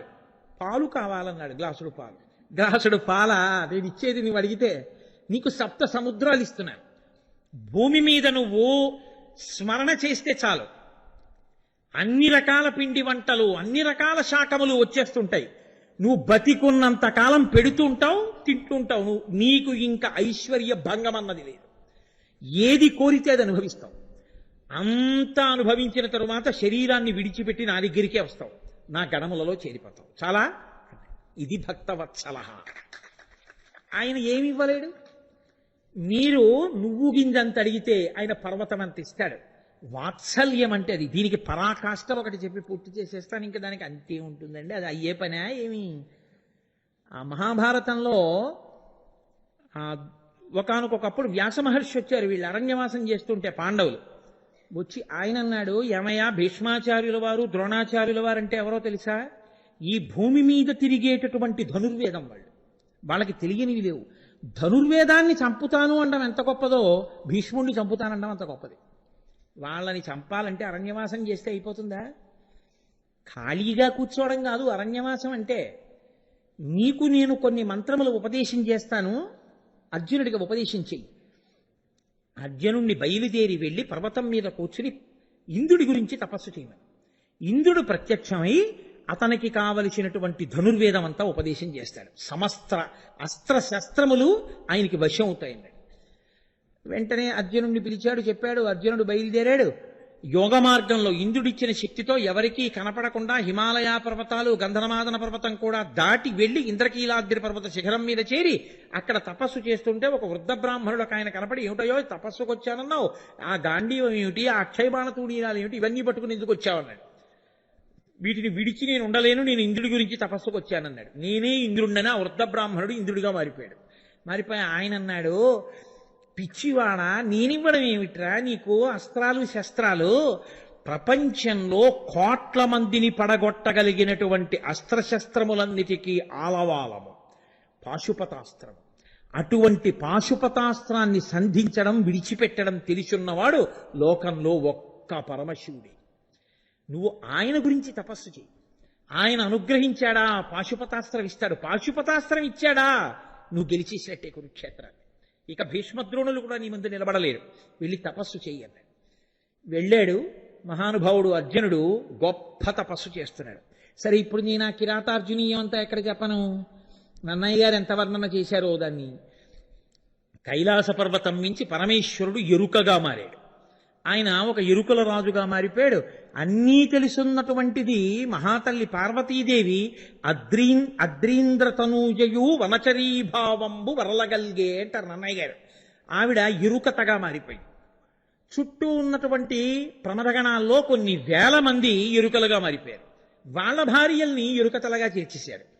వీళ్ళందరూ కలిసి అరణ్యం అంతా కదిలిపోయేటట్టుగా బయలుదేరారు. మూకాసురుడని ఒక రాక్షసుడు ఆయన పక్కన ఉంటాడు. ఆ రాక్షసుడు అడవి పందిగా మారిపోయాడు. మారిపోయి అర్జునుడు తపస్సు చేసుకుంటూ కూర్చుంటున్న చెట్టు కింద అర్జునుడి మీదకి ఒక్క ఉదుటున వెళ్ళాడు. వెళ్ళేసరికి కోపం వచ్చినటువంటి అర్జునుడు గాంధీవం తీసి చేత్తో పట్టుకుని ఒక బాణాన్ని సంధించి ఆ పంది మీదకి విడిచిపెట్టాడు. తరువుకొస్తున్న శివుడు అన్నాడు ఎరుక రూపంలో, ఆ బాణం వేయకు, పంది మీద నేను వేస్తున్నాను అన్నాడు. వినకుండా అర్జునుడు వేశాడు, ఇట్నుంచి పరమశివుడు వేశాడు. 2 బాణాలు అటు ఇటు తగులుకుని ఆ మూకాసురుడు అనేటటువంటి పంది అక్కడ పడి చచ్చిపోయింది. వెంటనే ఆయన రాక్షస రూపాన్ని పొంది అంతర్ధానం అయిపోయాడు. అర్జునుడు ఆశ్చర్యపోతున్నాడు, ఇంత నిర్జనారణ్యం, ఎవ్వరూ లేరు, ఇక్కడ ఇంతమంది భార్యలతో ఎవరు ఈ ఎరుక ఎలా వచ్చాడు ఇక్కడికని. ఈయన వెడుతూనే అన్నాడు శివుడు, నీకు వేట నియమం తెలియదా? ఒకడు బాణం వేస్తే ఇంకోటి వేయకూడదు. నేను బాణం వేస్తున్నానని చెప్పినా ఎందుకు వేశావు? ఇదా నీ పరాక్రమం? అంటే నా బాణం తగిలి చచ్చిపోతే నీ బాణం తగిలి చచ్చిపోయిందని చెప్పుకోవడానికా? ఇదా నీ కీర్తి అని అడిగాడు. ఎవర్రా నువ్వు ఇలా మాట్లాడుతున్నావని. సహజంగా క్షత్రియుడు పరాక్రమవంతుడు కదండి. అర్జునుడికి కోపం వచ్చింది. ఇద్దరి మధ్య మాట పెరిగింది. అదే కావాలి శంకరుడికి. ఆయన దగ్గర అక్షయబాణ తూణీరాలున్నాయి, అస్త్రములు శస్త్రములు అన్నీ తీశాడు, విడిచిపెడుతున్నాడు. ఒక్కటి శంకరుడి మీద పడట్లేదు. వేసిన వాటిని వేసినట్టుగా ఖండించేస్తున్నాడు. బాణ వర్షం కురిపించాడు అర్జునుడు. ఒక్క బాణం పనిచేయలేదు. ఆశ్చర్యం ఏమిటంటే ఇలా చూస్తే బాణాలు లేవు, అక్షయ బాణతూణీరములు ఖాళీ అయిపోయాయి. ఏమిటి విచిత్ర పరిస్థితిని కోపం వచ్చి ఆ గాంధీవం తీసుకుని పరిగెత్తుకెళ్ళి గాంధీవం పెట్టి కొడదామని పరిగెత్తాడు. గాంధీవం అదృశ్యమైంది. ఆఖరికి నేను ఒక ఎరుకలవాడి చేతిలోన అవమానం పాలైపోతున్నాను అని ఆ ఖడ్గాన్ని చంద్రహాసాన్ని తీసి పరమశివుడి మీద ప్రహారం చేయబోయాడు. ఆ ఖడ్గం ఆయన శరీరంలో కలిసిపోయాడు. ఈయన ఎవరో ఇక్కడ ఉన్న దేవతలలో దేవత అయి ఉంటాడు, లేకపోతే ఇలా ఎలా ప్రవర్తిస్తాడనుకున్నాడు. అంతే. కోదండంబుల నిట్టులుండరు జటాకూటీరముల్ కుక్షివక్షోదేశంబులనం సభాగముల సక్రోధంబునన్ వేయుచున్ రోదోంతంబుల నట్టహాసముల నార్పుల్ పిక్కటిల్లంగ బాహాదర్పంబున మల్లసంగరము చెయ్యందుచ్చిరి రుద్రార్జనులని. ఇంకా వాళ్ళిద్దరూ దెబ్బలాడుకోవడానికి ఆ బాణాలు ధనస్సు ఇవేం లేవు. వెంటనే అర్జునుడు 2 తొడలు కొట్టాడు, పరమశివుడి మీద పడ్డాడు. పరమశివుడు 2 తొడలు కొట్టాడు, అర్జునుడి మీద పడ్డాడు. ఇద్దరూ కలియబడుతున్నారు. ఏమి శరీరం ఆ శరీరం! అసలు ఆయన్ని చూడడమే, ఆయన కాలికి ఉన్న బొటనవేలికున్నటువంటి గోటి కాంతి కనపడదు యోగులకు. అటువంటి వాడు ఈయనతో కలియబడుతున్నాడు. ఈయన్ని గుద్దుతున్నాడు, ఈయన్ని తంతున్నాడు. అర్జునుడు ఆయన్ని తంతున్నాడు, ఆయన్ని గుద్దుతున్నాడు. మహాప్రాజ్ఞుడై లోకము చేత నమస్కరించబడేటటువంటి గొప్ప మహాపండితుడైనటువంటి తాతగారి ఒళ్ళో కూర్చుని తాతగారి గడ్డంలాగి, తాతగారి కళ్ళజోళ్ళలాగి, తాతగారి బొడ్డులో వేలు పెట్టి, తాతగారి రుద్రాక్షమాలలాగి, తాతగారితో ఆడుకునే ఏమీ తెలియని అమాయకుడైన మనవళ్ళ అర్జునుడు పరమశివుడితో కలియబడ్డాడు. ఇద్దరి మధ్య పెద్ద సంగ్రామం జరుగుతోంది. చూశాడు. పరమశివుడు ఒక్క పోటు పొడిచాడు మోచేత్తో. డస్సిపోయి స్పృహ తప్పి పడిపోయాడు అర్జునుడు. చూస్తున్నాడు శంకరుడు ఏం చేస్తాడో చూద్దామని. కాసేపటికి స్పృహ వచ్చింది, లేచాడు. లేచి నేను నిగ్రహించలేకపోయిన ఈ వీరుడెవరు అని చూశాడు. అంతే. త్రినేత్రుడై వృషభవాహనం మీద కూర్చుని ఎడమతొడ మీద పార్వతీదేవిని కూర్చోపెట్టుకుని చుట్టూ ప్రమథగణాలతో చేత్తో త్రిశూలం పట్టుకుని మహానుభావుడు పరమేశ్వరుడు సాక్షాత్కరించాడు. అంతే. పొంగిపోయాడు ఇంకా ఆ రోజున అర్జునుడు.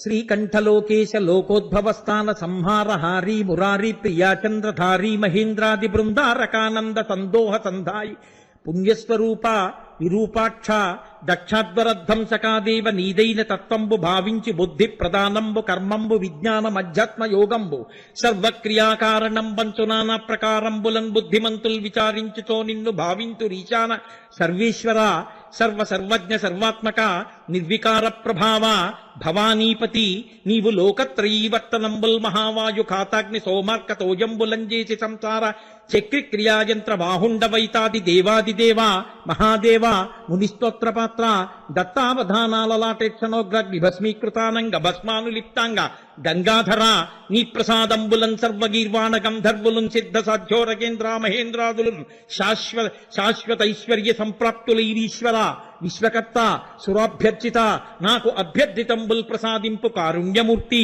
త్రిలోకైకనాథ మహాదేవదేవ నమస్తే నమస్తే నమస్తే నమస్తే నమః అంటూ ఆయన పాదముల మీద పడిపోయాడు.